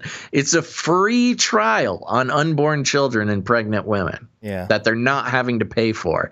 And there are no ways for you to get any recompense for damages at all. You will, if something happens, you will not get anything in return. Yeah, and we did have this, for the sake of time, I'm looking at the clock, and I'm like, oh my goodness, we started so late. But this is a headline from CNBC. You can't sue Pfizer or Moderna if you have severe COVID vaccine side effects. The government likely won't compensate you for damages either. And that's the big point in that one, isn't it? It is. And it's interesting because it's coming from CNBC. This is their legal caveat to the public. It's an actual mainstream article. And it's interesting, the government won't get you back either. I'm wondering if that's their way of talking about even the vaccine courts won't have anything to do with you. Yeah. Yeah, they're just totally immune. I don't get it. Somebody had a meme that showed this whole system here of, or not system, but the workflow of these vaccines. Make these people making money off of it, and then you get a jab, but you can't sue anybody. And if there's damages, then hey, tough you're luck. Doing it voluntarily at this point, so. Yeah, although the bullet points on this article, under the PrEP Act, companies like Pfizer and Moderna have total immunity from liability if something unintentionally goes wrong with their vaccines. A little-known government program provides benefit to people who can prove they suffered serious injury from a vaccine. Is that the one that had like billions of dollars they've spent over the last 20, 30 years? Yeah, my last count was $4 billion. $4 billion. But then it's very difficult to even get through. Which seems low overall, considering the amount of people that try to get. I think the average was you get around 200K if something horrible goes wrong with your vaccine. Right, with the number of people. That program rarely pays, covering just 29 claims over the last decade. So even people that claim it, 29 over the last decade. Yeah, and they must be very well protected. Yeah, no, that is not something to count on. But don't worry, we're all just fake news here, folks. Washington Post published, no, COVID-19 vaccines didn't kill any trial participants, and more parsing of latest disinformation on the shots. Yeah. And we won't read this because the first 3/4 of this article is literally it's just an ad for a fact-checking app.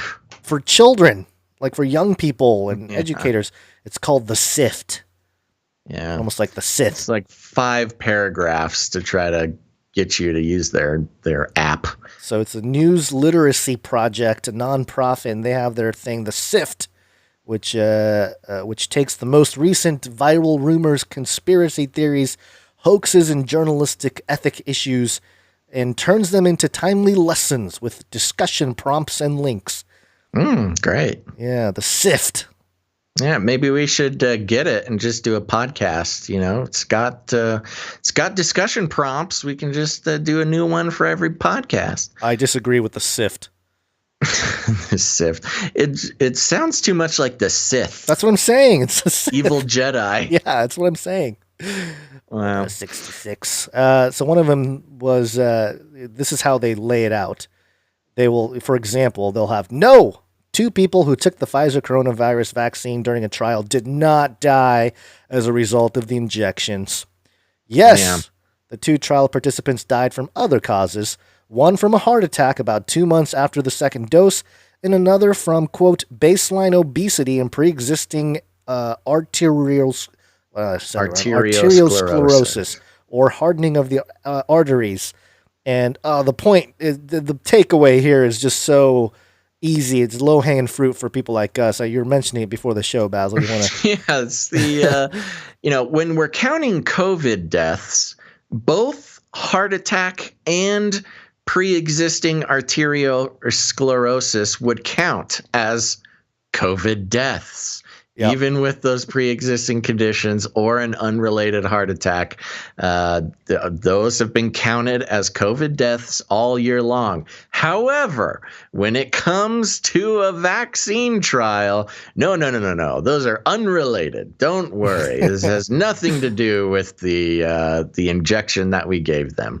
So you got a nice little double standard, nice little double speak of when it counts towards the pandemic, a heart attack and arteriosclerosis count as COVID deaths, but no, they don't count as deaths from the vaccine. Yep, according to fact checking, so it's true. They had another one here that talked about one we, I guess we ended up covering and somewhat debunking, so to speak.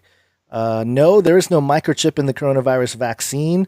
Yes, the video in this Facebook post includes out-of-context clips of an interview originally broadcast on the Christian Broadcasting Network. This guy. 700 Club, Jay Walker of Epiject Systems Corp. The Sith says, yes, in the interview, Walker describes an emergency tracking feature on the exterior of a syringe. No, the optional radio frequency identification, the RFID chip on the syringe, would not track patients' personal location. I don't know if that was the claim to begin with, but okay. Yes, it is designed to track vaccine expiration and the location of delivery and to combat counterfeiting of the vaccine. Yeah. And yes, the headline in the original story of the 700 Club website is also misleading. Those evil Christian. Well, that's true. I was a little annoyed with that. Yeah. And just because, even RFIDs in general, it doesn't matter. I've already gone through this. But here's where it's kind of like, all right, fine. It's good that they're being clear about some of this stuff, but they have to add a note. Note, baseless claims about injectable microchips are common in anti-vaccination propaganda and New World Order conspiracy theories. Oh, perfect. Yes. Yeah, and this is this whole article in general from the Washington Post is a good example of mixing truths with lies. Yeah. I mean, yes, this the fact checking done about the chip on the syringe, which this was also kind of weird and misleading because these vaccines are not shipped pre-syringed. They're not in a syringe when they're shipped. They're in a bottle. So I don't know. It was weird. This guy was kind of not this Epiject Systems giving the impression that we RFID everything. We want RFID your soul. It's a very common practice in the pharmaceutical industry. But yes, no, you don't get a microchip into your body as far as what we've seen so far. And the fact that, if you see a doctor pull the vaccine, anyways, doesn't matter. But the point is they mix, a true debunking with a sort of, if you know the facts and you pay attention, a ridiculous debunking. Right. And that's how they get away with it. Yeah. So those are sort of the main thing. And we spent a good amount of time on the vaccine stuff because there's just so much out there right now. Yeah, and it's, I don't know, the story we've been waiting for all year. Yeah, I guess. And one of the things I wanted to get off my chest real quick before we go into a break here is I was somebody tweeted at me and they were talking about how their father-in-law contracted COVID-19, went to the hospital. He was being treated with remdesivir and he was doing well, but then they pulled the treatment and he started to decline again. And the doctors told him that, he they don't have any kind of treatment that they can do at this point. And he passed away. He was 60. I think they said he was 73 years old. So above the age that is this is a pretty dangerous thing for the elder folk. And he was mentioning how so many people treated him and his wife poorly, like Christian truther types, saying like, "Oh, how did he actually die? What's the real story?" and that sort of thing. And just pointing out the insensitive nature of some of these truthers when it comes to this issue. And I can understand that. It's kind of like, that's the one thing I've been very careful about, is not because these, people are losing family members, whether it be directly from COVID-19 or not. I think it had probably to do with other issues, but I don't know. I'm not going to necessarily ask that question to them. But it's one of those things where it's almost like we have our own disease, Basil, where we like question everything, and we just ask questions, and we think critically about stuff, and we're not going to crazy blogs and stuff. It's just going to the actual sources. And one of the things that I thought was interesting. Yeah, go ahead.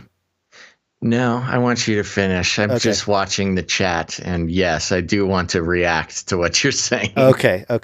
Yeah, so a couple things. One of them, I found this thing from macrotrends.net, and this is a United Nations statistics type of thing, I think. Yeah, United Nations data source. And they have this death rate, projected death rate.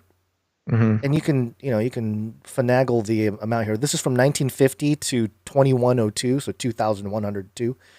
And it's like parabolic from right now, which, if people are looking at the screen, 2020, by 2050, we're supposed to like increase quite a bit in terms of people that die in the world. Right. And so, I mean, they're just already planning this depopulation thing, but that's not the only reason why I wanted to bring this up.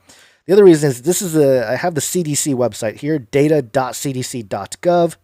And this is the COVID-19 situation here. And you have all ages at the top, all sexes in the United States. And this is as of December 12th, 2020. And COVID-19 deaths is marked at 276,061.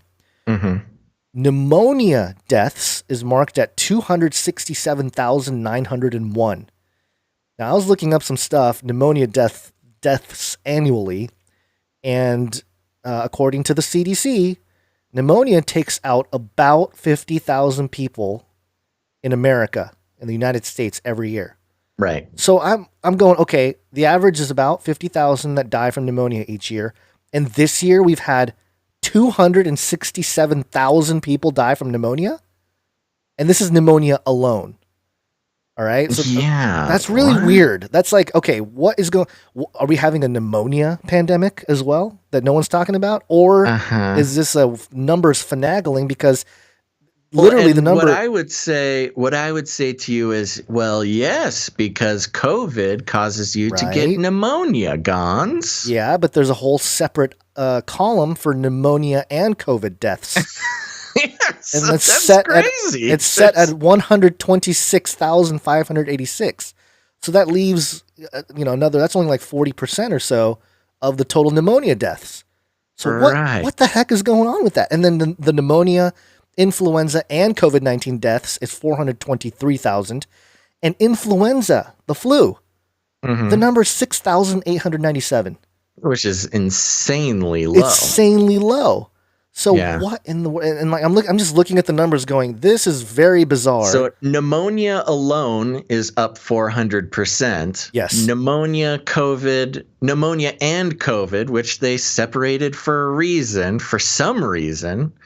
So you can't even say that all this pneumonia is because of COVID. It's just the wildest numbers I've ever seen. Yeah, it's just very bizarre. But the weird thing is the number of pneumonia deaths is very close. Pneumonia only deaths. Right. 267,901 is very close to the COVID deaths, which is 276,061.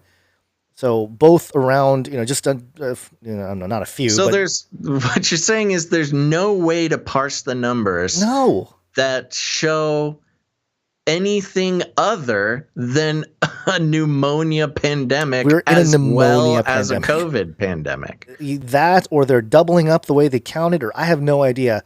The other thing to point out is total deaths. This is all deaths, and we touched on this in the last episode.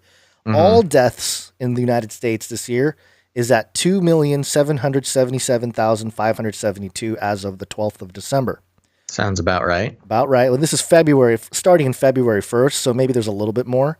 Mm-hmm. But the annual rate of death, like all deaths in the United States, has been rising every year. And we've already breached 2.8 million in the last 2 years. So 2017 and 2018, both years we had more than 2.8 million deaths total in America from all reasons. So we're on track for the exact projected amount of deaths. So so if it's a real pandemic and people are dying and all this, you would expect a lot more people dying this year.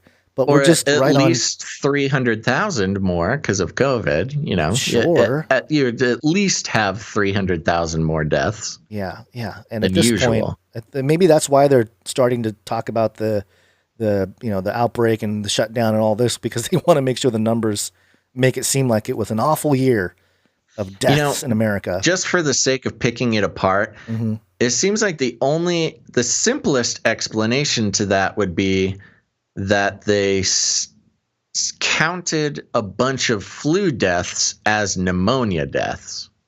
It's possible. Because flu is way, way down and pneumonia is way, way up. Yeah. So it seems like maybe that little trade. Sure, but that's not enough. Us around the right spot. Well, it's not enough though, because influenza only deaths annually is like between 30,000 and the highest it was in the last few years was 70,000. That's not even close. No, it's not. And 2018 they reported that just in flu season we had almost 80,000 deaths from just the flu. Yeah. So that's of course the rise in pneumonia deaths, if you're a fringy person, is because you get pneumonia from wearing a mask, apparently. Yeah, that could be it too, yeah. But I just thought the numbers were very weird here, directly from the CDC's own website, and looking at the data, it's just, just makes no sense. It's just weird. It's just a weird thing, and if they're talking about transparency and all this, you'd expect maybe something that makes a little bit more sense, but nope, not at all. And COVID deaths, especially like locking down children, makes absolutely no sense at all. Because that's the other weird thing too. The pneumonia thing talked about how children under 5 are infected every year. With pneumonia, it's a problem. But according to the chart here, the pneumonia only deaths is fairly low. 14 years and under is well under 1,000 deaths. I think it's under like 800 deaths or something. And then COVID deaths under the age of 24 is 700 maybe. So why are we shutting down schools and all that? It just doesn't make any sense. And none of this makes sense. Children gone. None of this makes sense. So anyway, I just wanted to rant about that and get it off my chest because that's fine. Ridiculous. That's good. Well, I think we should move on. Okay, we got to be quick here because it's late. Do it. Be quick. It's break time. Come on, take a break. Okie dokie, folks. We're going to take a quick break to thank some of our producers and artists and things like that, as well as take a look at some fun reviews and things. But after the break, don't go anywhere because we're going to be zooming through a couple of other key data points revolving around the Twitter removal of C19 info. We're going to be checking in with the WEF. And we'll see if we get to some artificial intelligence stuff. But first, we want to start by thanking some of our producers. That's right. And if you're new to the show, we are on the value for value model. We don't do any advertisements at the beginning, middle, or end of the show, or any product placement. Any products mentioned in the show are just simply thanks to coincidence. And I'll skip my whole diatribe about advertising today for sake of time, and because everybody was so patient with my rants in the past couple episodes. Basically, advertising is responsible for most of the problems with the internet and with censorship and with the world and all the bad things we like to what am I trying to say? My brain is all switched off today.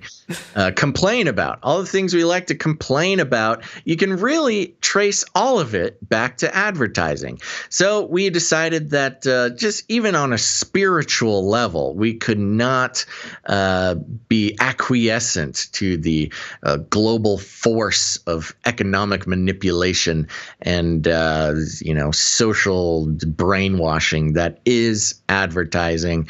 And it wasn't the best business decision, but at least we can feel good about what we do. Instead, we are on the value for value model, which gives you, dear listener, a chance to put the value on the media that you consume yourself instead of allowing advertising agencies to dictate the value for you. I know you actually have to take some responsibility in this media landscape, which is kind of unfortunate when you're used to just being advertised to your whole life. And I do want to mention as well, when you're absorbing information from the internet, no matter where it is on the internet, you want to consider the funding mechanism behind that media. Are they trying to sell you something? First of all, do they run ads? That's something you want to consider. Are they trying to sell you something? Them increasing fear in your life, does that lead you to purchase something from them to save you? That's something to question.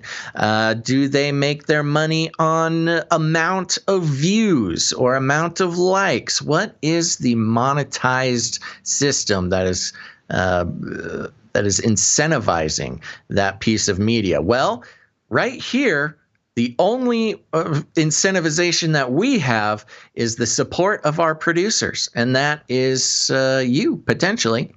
But it is the support of our producers that we have for this show of Canary Cry News Talk, episode 278. And if you want to become a producer, you can head over to patreon.com/CCNT for Canary Cry News Talk. Luckily, this will be a short producer segment because we have no new Patreon supporters over at patreon.com/CCNT. But you can always head on over to canarycryradio.com/support. canarycryradio.com/support. That's right. Ooh, Arnie W27 in Twitch said you've been advertising. That's right. If ads start popping up, you've been advertised to. But canarycryradio.com/support has a bunch of good content on there, but it also has producership options. The first one is monthly producership.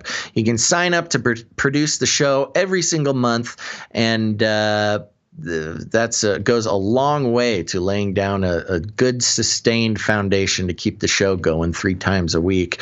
But if commitment is not your thing, you can come in with a producership in any amount for a one-time credit. And Gons, who do we have coming in on PayPal? Today we have, starting off, Vincent P. Producer Vincent P. Thank you. Woo! Thank you very much, producer Vincent P.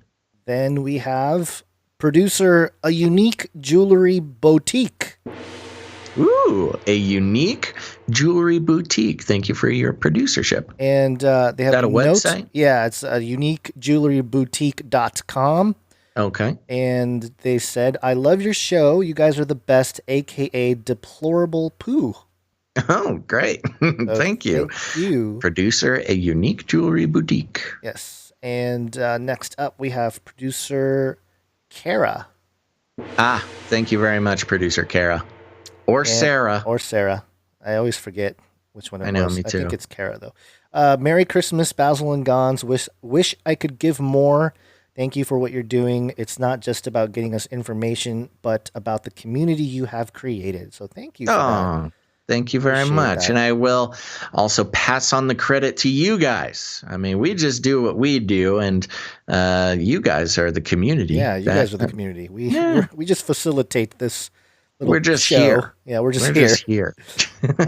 So thank you for that, producer Kara. Next up, producer Spears Desert. Thank you, producer Spears Desert. You're back. You're back. Thank you for that. Producer Fortunato A. Ooh. Yes. Producer Fortunato. Yeah, thank you very much, producer Fortunato. And then also producer Saul A. also coming in. Thank you very much, producer Saul A. Yes. And are we going to night? Yes. Today? Let's night today. All right. Are you ready for this? We haven't. I'm ready if you're ready. Okay. Well, yeah. Let's so we also want. We have the Canary Cry Roundtable of Knights and Dames, and these are very special producers that over the years have supported the show, produced the show in the amount of $1,000 or more, and we have a knighting today, Gons. All right. Are you gonna take the sword out for the knighting, or what's the? Oh yeah. Hold on. Sorry. Here you go. Very nice. Nice sword. Nice piece. I got mine. Thanks. My katana is ready to go. Okie dokie, folks. Get ready because we have a new night. Everybody stand to your feet, please, because we want to call up Sir Aaron. Please step forward to the Canary Cry Roundtable of Knights and Dames, where we have a seat for you.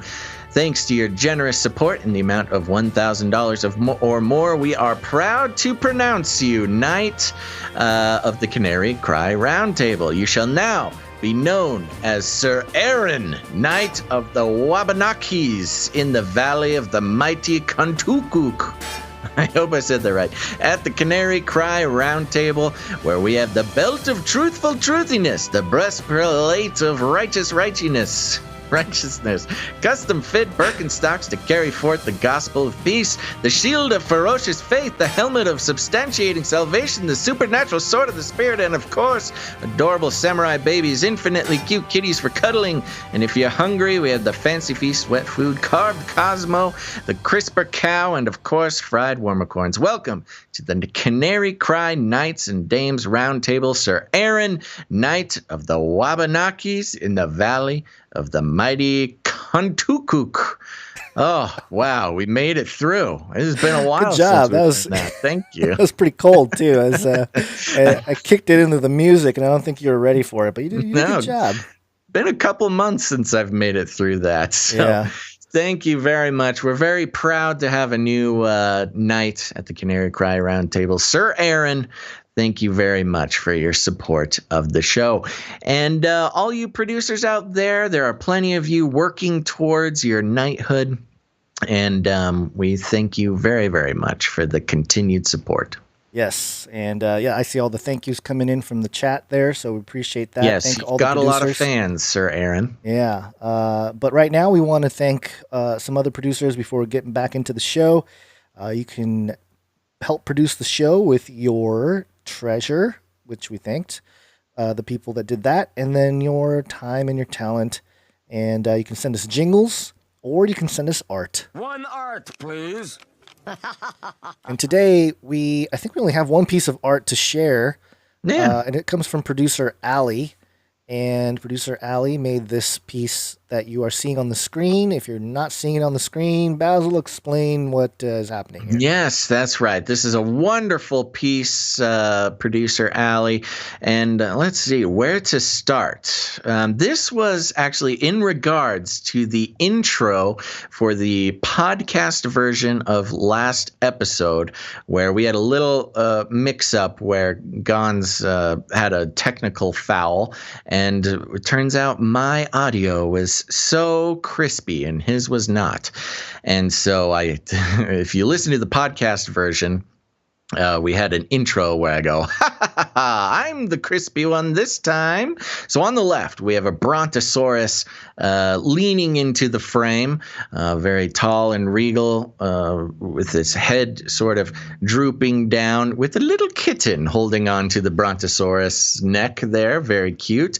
And then there is me standing valiantly on top of a smaller brontosaurus, because most dinosaurs were the size of chickens. Looking very buff. Thank you very much for that, producer Allie. I think I'm getting closer. I've got a very valiant stance on top of that dinosaur there. And under the ground, there is Gons in a barrel, where I forget. That was my description of the way your audio sounded in that last podcast. I think it was, you sound like you're in a barrel buried under something. Do you remember what that was? I don't know, but it's how I've lived most of my life. Being trampled on brontosauruses. So it's a beautiful depiction of the intro to that podcast episode. And thank you very much. This one's going to make it on the wall. So yes. I might sneak into Gonza's house and put it on his wall so he knows where he stands. Producer Allie, thank you so much. Our youngest known producer of Canary Cry News Talk. So we really and most prolific artist. And also a quick thank you to Jade Bouncerson for the timestamps. Continued effort in giving us timestamps there, so we appreciate that. Canary Cry Merch Perch, where you can get your merch. And let's see. What else? Just to make sure, if you're new listening to the show, we do not run Canary Cry Merch Perch. That is run by a producer of the show who puts that all together. All merch is sold at cost to keep it nice and cheap for Canarians. Right. Asking you a question, Basil, telepathically. What do you think? Oh, I don't think we're ready for that. Okay. All right. I just don't think we're ready. We haven't. Okay, fine. Okay. We'll do it on Monday. Yes. We do also ask people to give us ratings and reviews on the Apple podcast thing. Do you want to read a few of them? We got some great ones that came in the last few days here. Yeah. Let me pull it up. I had them all pulled up. Oh, where's the tab? There it is. Okay, reviews for this podcast. Let's see. Thank you to everybody who left new reviews to the podcast. It was wonderful. It helps us out a lot and convinces those iTunes algorithms to share the show. First of all, we have oh, shoot. You know what? I'm sorry. Do you have them pulled up? I do, yeah. Okay, why don't you start with the first one? Because I have them pulled up on our Chartable, but it doesn't tell me who left them, and that's kind of important. Do you remember the last one that we read? Yeah, I do. But just start with the first one, and let's see. We already read Bun Bun Poofy Face. I remember that one. What about? No, just start with the very most recent one. Oh, okay. So from Malik025, The Good Stuff. What a great show with two intellectual and witty individuals as its host. Entertaining and informative. 5 stars across the board, boys. Thank you so much. From Malik025. And then from Mr. Isidro, maybe? Best podcast. Greatest 2 hosts of all time. Wow. That's pretty good. That's quite the award. Yeah, we appreciate that. And then another one from Ken Rosal. Fragile and Lost, try Basil and Gons. I like how we're like a food product or something. Yeah, I have them up here now. Okay. Let me read this one. Thank you, Ken Rosal. 5 stars. Fragile and Lost. Try Basil and Gons. Canary Cry News Talk strikes the perfect balance of conspiracy and facts, of seeking the truth of our flat world and knowing the truth, Jesus. Though I wish there was a lot more Bible in the show, being weird and alternative and quirky, yet being factual, sensible, and normal at the same time. time. Basil and Gons, I really appreciate the work you've done with the show. I'd be going down a depressing rabbit trail of over-sensationalized 2020 conspiracy if it wasn't for this show. Thank you for pointing that out, because today the chat especially, you can tell that there are, hey, I love all of you, but you got to really watch the over-sensational stuff that you're taking as fact. The truth of what's happening is easier to take in. Thanks. Also, quick gospel. Jesus saith unto him, I am the way, the truth, and the life. No man cometh unto the Father but by me. John 14:6. Believe on the Lord Jesus Christ, and thou shalt be saved. Acts 16:31. For by grace are ye saved through faith, and that not of ourselves. Yourselves. It is the gift of God, not of works, lest any man should boast. Ephesians 2:8 and 9.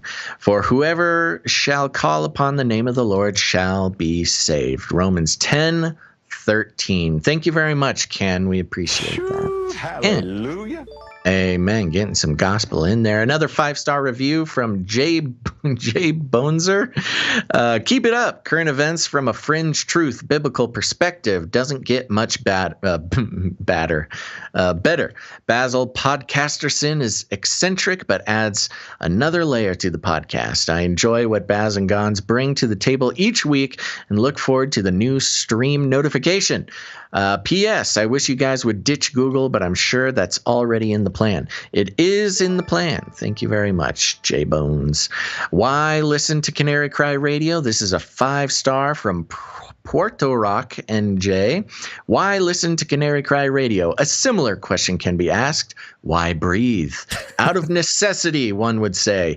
Another may state involuntarily, just something the body does to maintain life. Well, no more. The choice is now in your hands.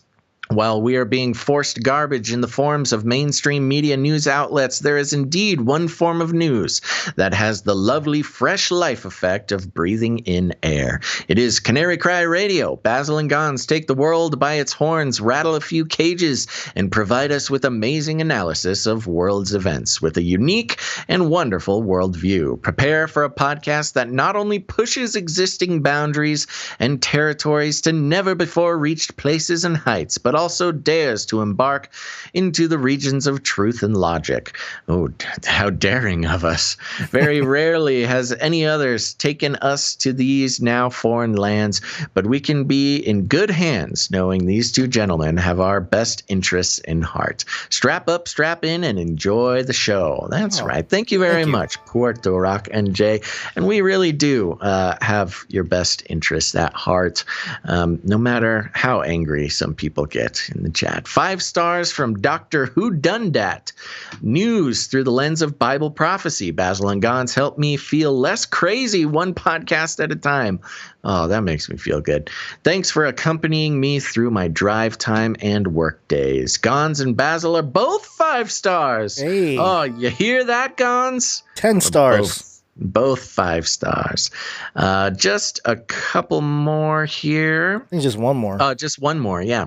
S. Zelnak, 5 stars. My favorite podcast. Simply my favorite podcast. Thanks, Basil and Gons. Right. Thank you very much, S. Zelnak. Okay, that's all the reviews for the day. Thank you guys so much for those reviews. And if you have not left a rating and a review over on Apple Podcasts yet, please do. It goes a really long way to convincing the iTunes robots to let other people know about the show. It's one of the best ways you can spread the show without, letting everybody know that you're a weirdo. So, thank you very much for that. All right, let's thank you to all the producers out there. We're going to try to run through a few of these stories to wrap up today's episode. But to do that, we got to come out of the break. We got to wake up. Yes, it's wake up time. Hey, yo, wake up. Okay, first off, Forbes.com, Twitter to remove tweets containing vaccine misinformation. It doesn't come as a surprise. That has been threatened here for a while. Yeah, so beginning 2021, it will remove tweets, Twitter will remove tweets containing misinformation about COVID-19 vaccines as conspiracy theories surrounding inoculations increase following the beginning of the largest immunization campaign in U.S. history. It's just one of those ongoing questions of number one, who is determining is Twitter the arbiter of truth? Number one. Number two, how do they determine what is false?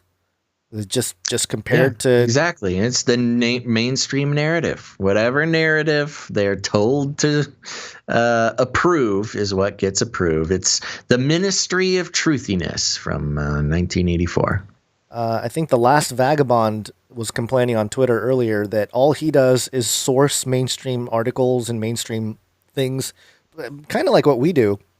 But he's having a lot of trouble having his videos stay up. And I think it's because, we're part of the reason why we make ridiculous names for episode titles and stuff is to try to not draw that attention. Right. It's tricky. Which is tricky. Yeah, you're right. Because it's a strategy. It's harder to spread the show that way, but at least we don't get taken down. For now. I'm sure they can. They're reading every word we say on their thing, and it'll eventually come around. But yeah, I mean, no surprises there. Not really much of a story other than just to let everybody know. And you make a good point, and with whoever you just mentioned there, which is, if you're looking for a conglomeration of the craziest, conspiracy theories, and I will say, unfortunately, look, I'm a crazy, fringy guy. Been that way for almost a decade. We've been doing our shows, Gons. But the point of the matter is, you can get enough of that real analysis just by reading the mainstream and just comparing them to each other, taking the official, pointing out the lies by taking the quote unquote official narrative and dissecting it. There's no need to, read the craziest conspiracy blogs we can. I mean, anybody can do that anywhere. And, honestly, unfortunately, there is a lot of those that aren't very reliable or aren't, not that they would purposefully mislead for any number of reasons, but it's really important to keep a level head in these times and not go off the rails with information that might not be represented in necessarily a way that has, your best interest in mind. It's much more profitable to say the craziest, scariest thing that you possibly can and then sell people things or gain advertising revenue. Not that I'm accusing anybody of this. I'm just saying on principle, it is easier to do that than to go at it with a level head, take the mainstream narrative and pick it apart and let it sit bare in front of you alone without having to add anything or take anything away from it. And that's what we try to do here on this show. Yeah, Midwest BJH in the chat was talking about how anyone noticed the mainstream news videos on YouTube about the C19 VAX have a lot of thumbs down and negative comments. I think there's a lot more people realizing how ridiculous some of this is, or maybe they're just more vocal now than they used to be. But yeah, I have noticed that. You go to some of these videos and they have like thousands of thumbs down, and it's Biden talking about how he's going to save the world with vaccines or something. I know, I love it. But there you go. I mean, Twitter. This is nothing new. Although I will be interested to see if Trump does pull off the, trying to eliminate Section 230. Maybe they're actually prepping for that. Because part of eliminating 230 is, Twitter basically coming out and saying they're publishers. That's true. I mean, if they think they're going to lose 230 protections, that's for those who might need an update. 230 is the legislation that allows social media platforms to not be categorized as publishers, which protects them from all sorts of speech that happens on their platform. But when they decide to censor things and editorialize is the official term, then they lose those protections. So it sounds like they're planning on losing those protections. Yeah, maybe it's good news. I didn't even realize it. Maybe. But now that I think Although, about it. I don't know. If 230 gets repealed or changed in too much of a way, it does put some other more legit social networks at risk. You know, everybody's stoked on like Parler and all these other places. I'm sure it'll just be an amendment. I'm sure it won't just disappear. But it sounds like Twitter is planning on no longer complying with Section 230. Right. Well, Trump was tweeting out about how he wants to eliminate 230 consistently. So I don't know if that's just his way of communicating some of the intricacies of that to, more simpler. Right, making it a simple narrative. Yeah, simplifying it or whatever. But yeah, he just keeps saying eliminate. So I'm sitting there going, well, don't eliminate the whole thing. Yeah, eliminate would be bad. Yeah, it'd be bad for everybody. But amend good. Okay, so that's one thing here. This one was a little bit, I wish we had more time to go into it. Maybe we'll save it for the next episode. But this is the worldeconomicforum.org. And this article is headlined, Facial Recognition Can Help Restart Post-Pandemic Travel. Here's how to limit the risks. And, it goes into the problem we've had in the facial recognition. And it even mentions like, the concerns about privacy and surveillance and even racial profiling. They always throw that one in. Yeah. And the funny thing about this is one of the bullet points here, to combat these challenges, which is the concerns over privacy, surveillance, and racial profiling, the World Economic Forum has released Responsible Limits on Facial Recognition Use Case Flow Management, an actionable framework to ensure the responsible use of facial recognition technology. You mean this drinking club of rich guys, non-elected, nothing burgers who have no authority, who got together and just decided to start influencing, the world events? They decided that they have advice for facial recognition. Great. Nobody cares. To address these challenges, the World Economic Forum's governance framework is structured around two key components. And then they outline the components, but it's like they're basically they've come out with this document that outlines robust governing structures for facial recognition. It's like who did you vote for him? I vote for them. I didn't vote for them. I don't think anybody in the audience voted for them. But they're it's just like a bunch of old rich guys who drink baby blood and wear spacesuits. now, don't start saying that stuff after Section 230, baby. You're not entirely wrong about that, but the point being, how do these guys just like declare stuff like that? Like you and I was telling you before, you and I should start doing that. We should just declare a structure of governance of how the world ought to operate or should or will operate under our provision. Well, let's start it. We'll call it the Earth. What should we got to make it sound kind of fancy. World Economic Forum. We'll call it the Earth Legislation Coalition. That's us. We get to make all the rules now because we're the Earth Legislation Coalition. We probably know more about the New World Order than most members of, at least low-level members of the World Economic Forum. So I think we got it on our resume.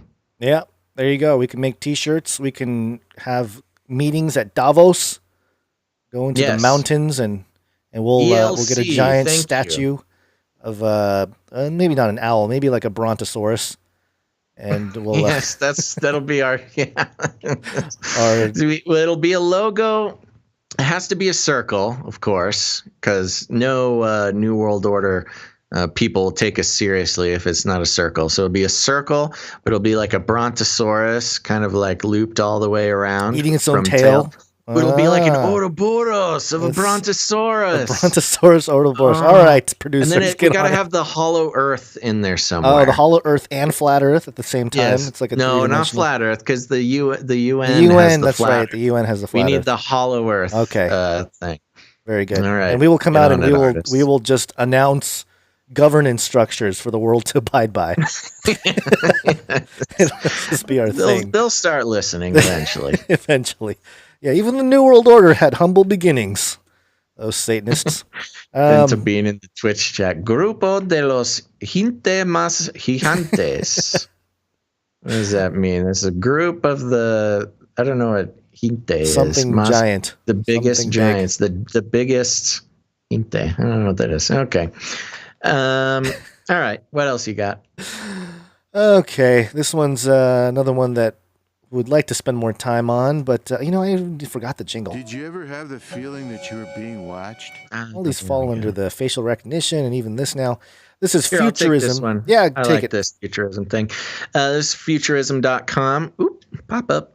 A new satellite can peer inside buildings, day or night. A few months ago, a company called Capella Space launched a satellite capable of taking clear radar images of anywhere in the world with incredible resolution, even through the walls of some buildings.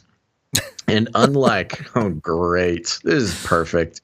And unlike most of the huge array of surveillance and observational satellites orbiting the Earth, its satellite Capella 2 can snap a clear picture during day or night, rain or shine. Quote, it turns out that half of the world is in nighttime and half of the world, on average, is cloudy. No kidding, CEO Payam Banazadeh. A former system engineer at the NASA Jet Propulsion Laboratory. Never Classic. straight answer. Yeah. Oh, you know what I wanted to clip? We need to clip this. I almost want a clip of a video version of it. Is Anakin Skywalker screaming liar. Do you know that scene from Star Wars, one of the Star Wars, where he goes, liar? Yeah, we need to get that ISO'd and just play it all the time. That's a good one. Yeah, we do need that because it's pretty much the whole show whenever we read anything. Quote, when you combine those two together, about 75% of Earth at any given time is going to be cloudy, nighttime, or it's going to be both. It's invisible to you, and that portion is moving around. On Wednesday, Capella, this guy's like, I understand space. On Wednesday, Capella launched a platform allowing governmental or private customers to request images of anything in the world, a capability that will only get more powerful with the deployment of 6 additional satellites next year. Is that creepy from a privacy point of view? Sure. But Banazadeh says that it also plugs enormous holes in the ways scientists and government agencies are currently able to monitor the planet. Great. Hold on. Plugs numerous holes. So, privacy concerns, sure. But then this Banazadeh guy is saying, oh, yeah, but it's going to help the way scientists and government agencies are currently monitoring their agencies. We can take a picture inside your living room for the CIA. Don't worry. It's all fine. Quote, there's a bunch of gaps in how we're currently observing Earth from space. You mentioned that. The majority of the sensors we use to observe Earth are optical imaging sensors. He said, if it's cloudy, you're going to see the clouds. What's happening under the clouds? Thank you. And if there's not much light, you're going to have a really hard time getting an image that is useful. Oh, man, this guy's a genius. By contrast, Capella can peer right through cloud cover and see just as well as in daylight as in total darkness. That's because instead of optical imaging, it uses synthetic aperture radar, or SAR. SAR works similarly to how dolphins and bats navigate using echolocation. The satellite beams down a powerful 9.65 gigahertz radio signal toward its target and then collects and interprets the signal as it bounces up into orbit. And because the satellite is sending down its signal rather than passively capturing light, sometimes those signals can even penetrate right through a building's wall, peering at the interior like Superman's X-ray vision. Quote, progress before it is too late. I know. Quote, at that frequency, the clouds are pretty much transparent. Banazadeh told Futurism, quote, you can penetrate the clouds, fog, moisture, smoke, haze. Those things don't matter anymore. And because you're generating your own signal, it's as if you're carrying a flashlight. You don't care if it's day or night. Capella didn't invent SAR, but Banazadeh says it's the first U.S. company to offer the technology. That's a little concerning. It's the first U.S. company, but there's apparently other companies doing this same thing around the world, and the first worldwide to offer a more accessible platform to your government for potential customers to use. Quote, part of the challenge in this industry is that working with satellite, blah, blah, blah, who cares? It's a rather long article, but I think we get the point. They're going to be able to, well, they are able to right now, just for a mere, just a meager, government accessible budget, they can see right inside buildings. So this is cool. This is real cool. And it's all by zapping you with, what was it, 9.6 something gigahertz radio waves. So forget about 5G. This thing is like a targeted cancer sniping machine. Yeah, it's like a laser. Yeah. This speaks to, and, these are legit concerns here, but prophetic in its interpretation, or at least the understanding of it when it comes to Revelation 13. I've talked about it before, but people talk about the vaccine being the mark of the beast. Maybe not exactly. However, one of the things about the mark of the beast is that you cannot buy or sell without the mark or the worship of the image. Mm-hmm. And a technology like this would allow the surveillance of the entire world, because part of it, again, you can't buy or sell. The scriptures are pretty clear. You can't buy or sell without the mark or worshiping the image. Now, you and I, Basil, right now, we cannot get the vaccine, and I can sell stuff to you. You can sell stuff to me, and we can kind of carry on.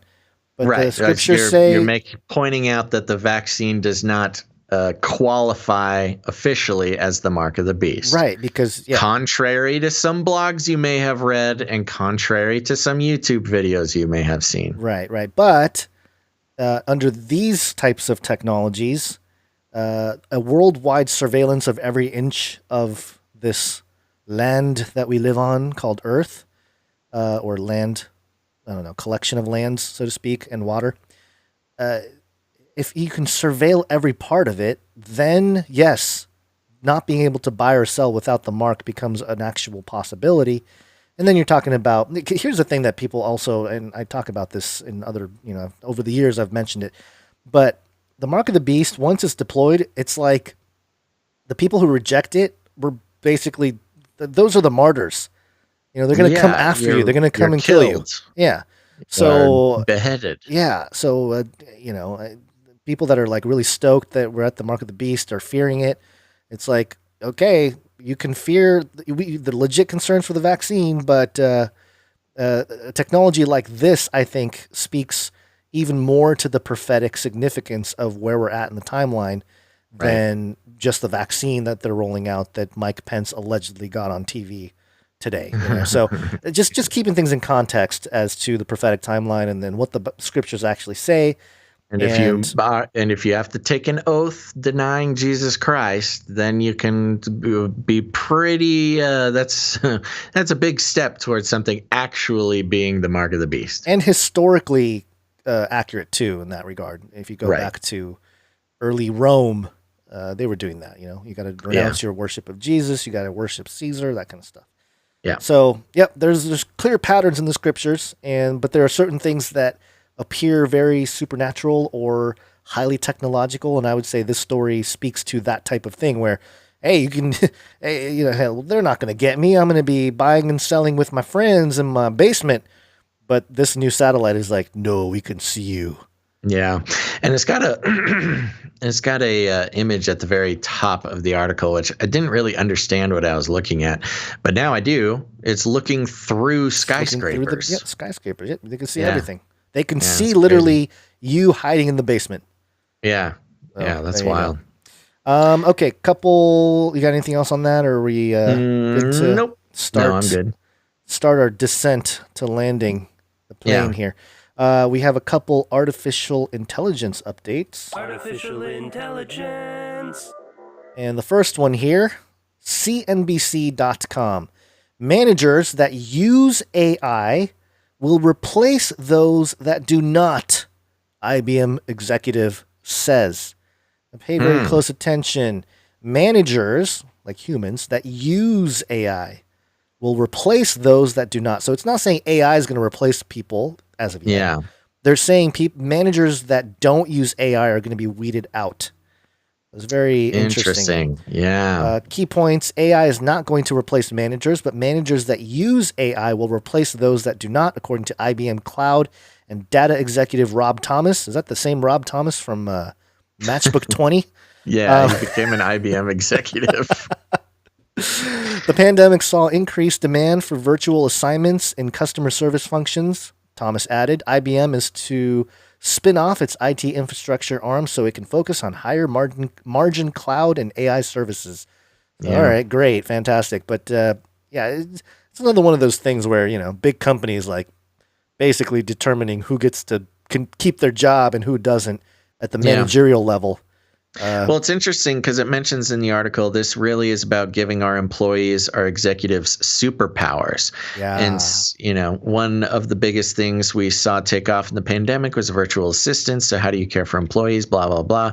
So they're basically saying, you can have humans sort of occupying the office of a manager, but if they're not basically taking orders or enhancing their work, enhancing their abilities with AI, then they're less effective. So it almost is like a societal cyborgism, It's like a workplace cyborgism where, a manager could be a talented human being manager. Who knows? There's some of them out there. But doesn't matter how talented the human is, if he's not, integrating AI into his decision making, he's not the right guy for the job or lady. And it's been the same thing with technology in general, especially in the last century, changing how jobs are done, basically with any kind of industry. This is the same thing, but it just seems more nefarious with AI, doesn't it? Just the extra human abilities and all that. And that's one way, especially IBM regarding AI and cloud interfaces, big company involved in almost all the businesses, cloud, mixing cloud with AI. So you've got a remotely supplied AI interface. So basically, if IBM's in control of this thing and all the managers in the country are using it, IBM could more or less be controlling all the businesses through this weird little managerial assistant that they make available. It's again, getting conspiracy-y here, but if every manager of every company in the U.S. is taking orders from this AI, and the AI is operated from IBM servers, IBM potentially kind of has a finger in every business and making managerial decisions. It's kind of a very interesting kind of little takeover that they could instigate here. Again, this is sort of the sensational idea. Release the AI Kraken. Every tentacle shall be up the... I'll stop there. Okay.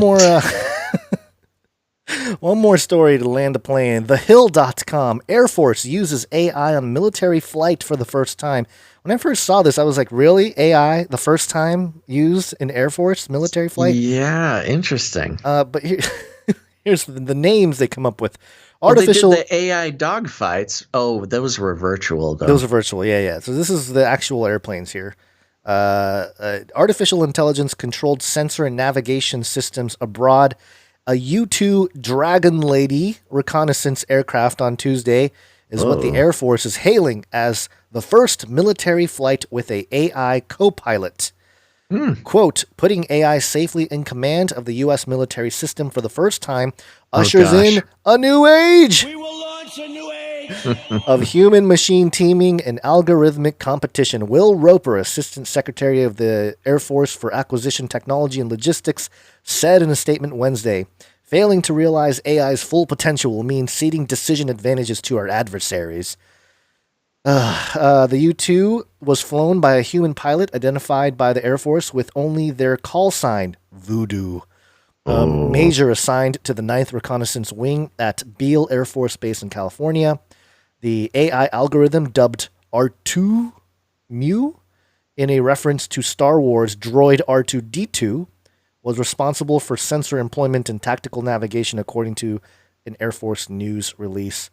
And it goes on here, but there you go. Number one, I don't know why we're turning into Star Wars. Everything's turning into Star Wars. But also the AI advancements and the perceived pressures from other countries forcing us to, push AI further and further. Yeah. This arms race of artificial intelligence. And I wonder if that's controlled by IBM too. Maybe. What I'm wondering is, why hasn't the smart AI, Watson, whoever, why aren't they on the front lines of battling the NUKE, the Solar Winds hack? Why aren't they in there? It's interesting. It was a couple of years ago we talked about AI. Oh, what was it? AI-based cybersecurity, where basically you had an AI patrolling your network systems. Apparently, that hasn't made not much of a growth pattern in the past couple of years. This just in. FDA gives green light to Moderna COVID-19 vaccine. Oh, and Moderna has entered the ring, everybody. The pharma wars continue. Oh, wow. It really is like a wrestling match. It is. My gosh, this is shaping up to be quite a fight, everybody. Yeah. All right. Well, I think that's a good time we'll call it a show. Yeah. We'll see how this all plays out. This is oh man. I'm sure we'll have more updates. Interesting how it's exactly 7 days since the Pfizer vaccine was approved in the U.S. Huh?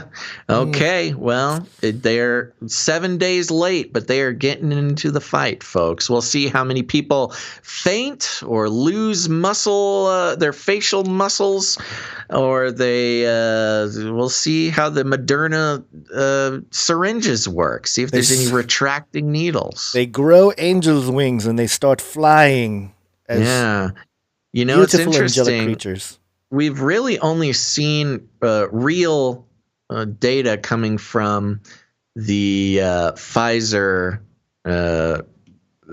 products regarding, mark of the beast, microchip type stuff. Maybe they saved all the microchips for the Moderna vaccine. Ooh. That is the one that Fauci has the biggest stake in, is Moderna. So yeah, it's also the CEO. I have a video about why we shouldn't trust Moderna. Oh, good. Yeah, the CEO is not a scientist. Of course. He's a fundraiser guy, and he has a messianic, what was the verbiage there? Complex? No, not a complex, but reverence. The article stated that I covered, he has a messianic reverence for mRNA technology, I think. Loves this stuff. Can't get enough. Loves mRNA. Loves it. All right. Well, that's good. We will hear more about the Moderna vaccine on Monday. Well, actually, we need to talk about our schedule, Gons. We do. I think we'll be okay for Monday. Good. Yeah, Monday? Okay. So. Monday, December 21st. Monday, December 21st, sometime between noon and 3 p.m. Pacific Standard Time. Put it on your calendar. Turn on notifications, depending where you're watching live. Click that little bell or whatever. Figure it out. More than anything, put it on your desk calendar. So you don't miss a show. And let's see. Yeah, thank you to all of our producers of episode 278. That is producer Vincent, A Unique Jewelry Boutique, Kara or Sarah, Spears Desert, Fortunato, Saul, and our wonderful artist, Allie. Thank you guys so much for helping produce this episode. Let's see here. Remember, you can become a producer of the show. And what better time to become a producer of the show than the first show after the approval of the Moderna vaccine? Monday's show is going to be great. So you can head over to patreon.com/CCNT, or even better, head on over to canarycryradio.com/support. Canary Cry Radio. patreon.com/support. Don't forget to thank the Knight. That's right. Oh, yes. And big old thank you to Sir Aaron Knight of the Wabanakis in the Valley of the Mighty Kuntukuk. We appreciate your knighthood and your long appreciated support, Sir Aaron. We'll make sure to put you. We got to make sure to put them on the Excel spreadsheet so we don't forget. Yes, there you go. Now, like I said, please consider becoming a producer. We know the end of the year is a difficult time for many reasons, but there you go. And I will say, for those people interested in making end of the year tax exempt gifts, there is a special way that you can support the community in that way. Send us an email at canarycryradio@gmail.com if that's something that you're interested in. But other than that, you can also support the show by sharing it. Put it on your social media. Tag Gons and I will make sure we see it and like it and perhaps share it as well. That's a great way to let everybody know what your favorite way to get your weekly news is 3 times a week. And if you got friends and family starting to wake up to the fact that the world is not what it seems and that the vaccine seems like there's not zero adverse effects, perhaps you want to share the show with them. You can just send them an episode, and we'll be happy to get involved with that journey of theirs, discovering the truth going on and the manipulations going on in the media. And if you need any more instructions, here's what you do. You just walk right up to him, you grab him by the cage, and then you shake it. The end of the world occurred pretty much as we had predicted. I want to shake things up, stir up some controversy, rattle a few cages. Hey, stop that! You'll never silence me. I'm the last angry man, a crusader for the little guy. Leave the bird alone. Never. Rattle a few cages. Rattle a few cages. The human race will have every opportunity to improve. And if they don't? Ask Noah. That's right. Just ask Noah. And remember to leave ratings and reviews. Just go onto Apple Podcasts or iTunes or whatever they changed it to nowadays and search for Canary Cry News Talk. Now, also, one last thing. Remember that after each live episode, we also put out the podcast version of the episode with increased sound quality, and it's there free from the shackles of platforms like YouTube. And so it's a much safer way to make sure that you can access the library of Canary Cry News Talk content. So thank you very much, everybody. Gons, any last words? Nope. I think that's it. Thank you guys for joining us. We appreciate it. Appreciate all the producers, the recurring producers. See how he does that? He says no, and then he says all this stuff. Okay, everybody, come back on Monday, December 21st, sometime between noon and 3 p.m. Pacific Standard Time. And then, but before, oh my gosh, I messed up. December 21st, on Monday, we'll be back with another show. So make sure to tune in then. But until then, everybody, make sure to think outside the cage. Remember, reality is an illusion. The universe is a hologram. Buy gold. Buy! I want to shake things up, shake things up. I want to shake things up, shake things up. Leave the bird alone. I want to stir up some controversy. I want to rattle a few cages. I'm the last angry man. You'll never silence me. I'm the last angry man. I'm the last angry man. You'll never silence me. I'm the last angry man. A crusader for the little guy. Well, we'll see about that. Whatever, Illuminati.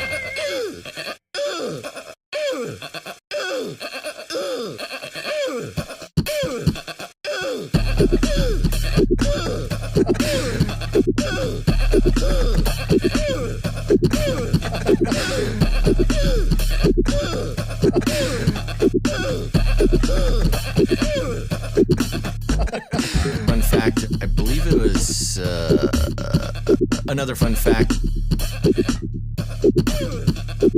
Fun fact. Another fun fact. Brings me back to my Screamo days.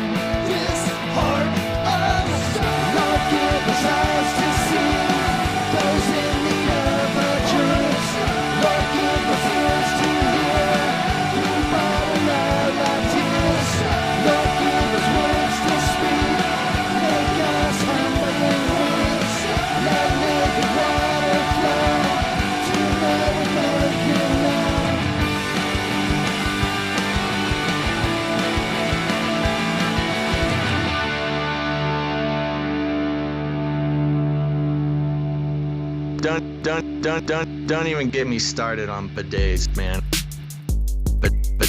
Bidets, man. Bidets, man. I'm telling you, you were living the life, man. Bidets, man.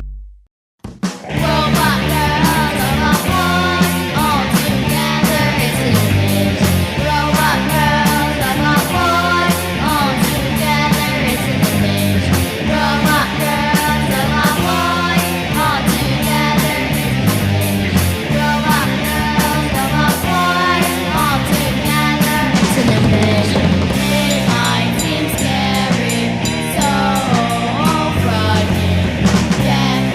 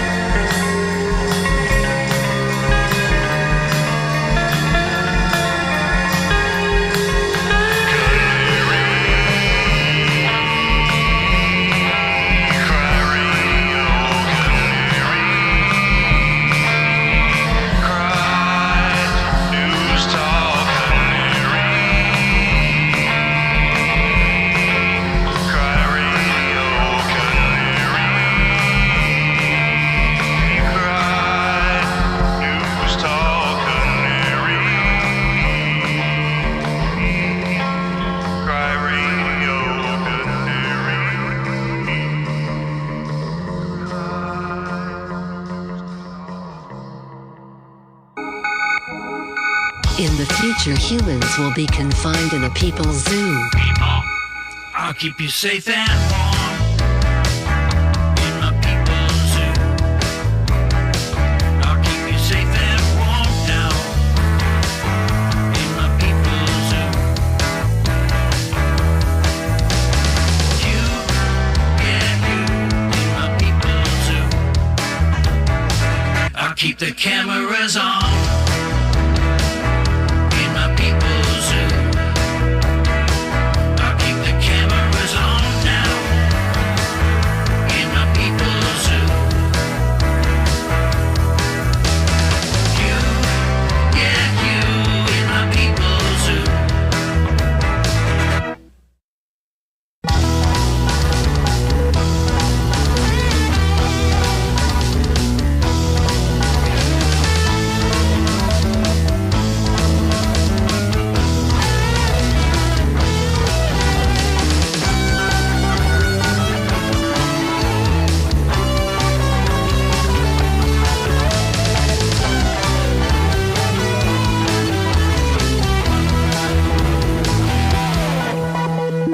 You fat and sassy in my people's zoo.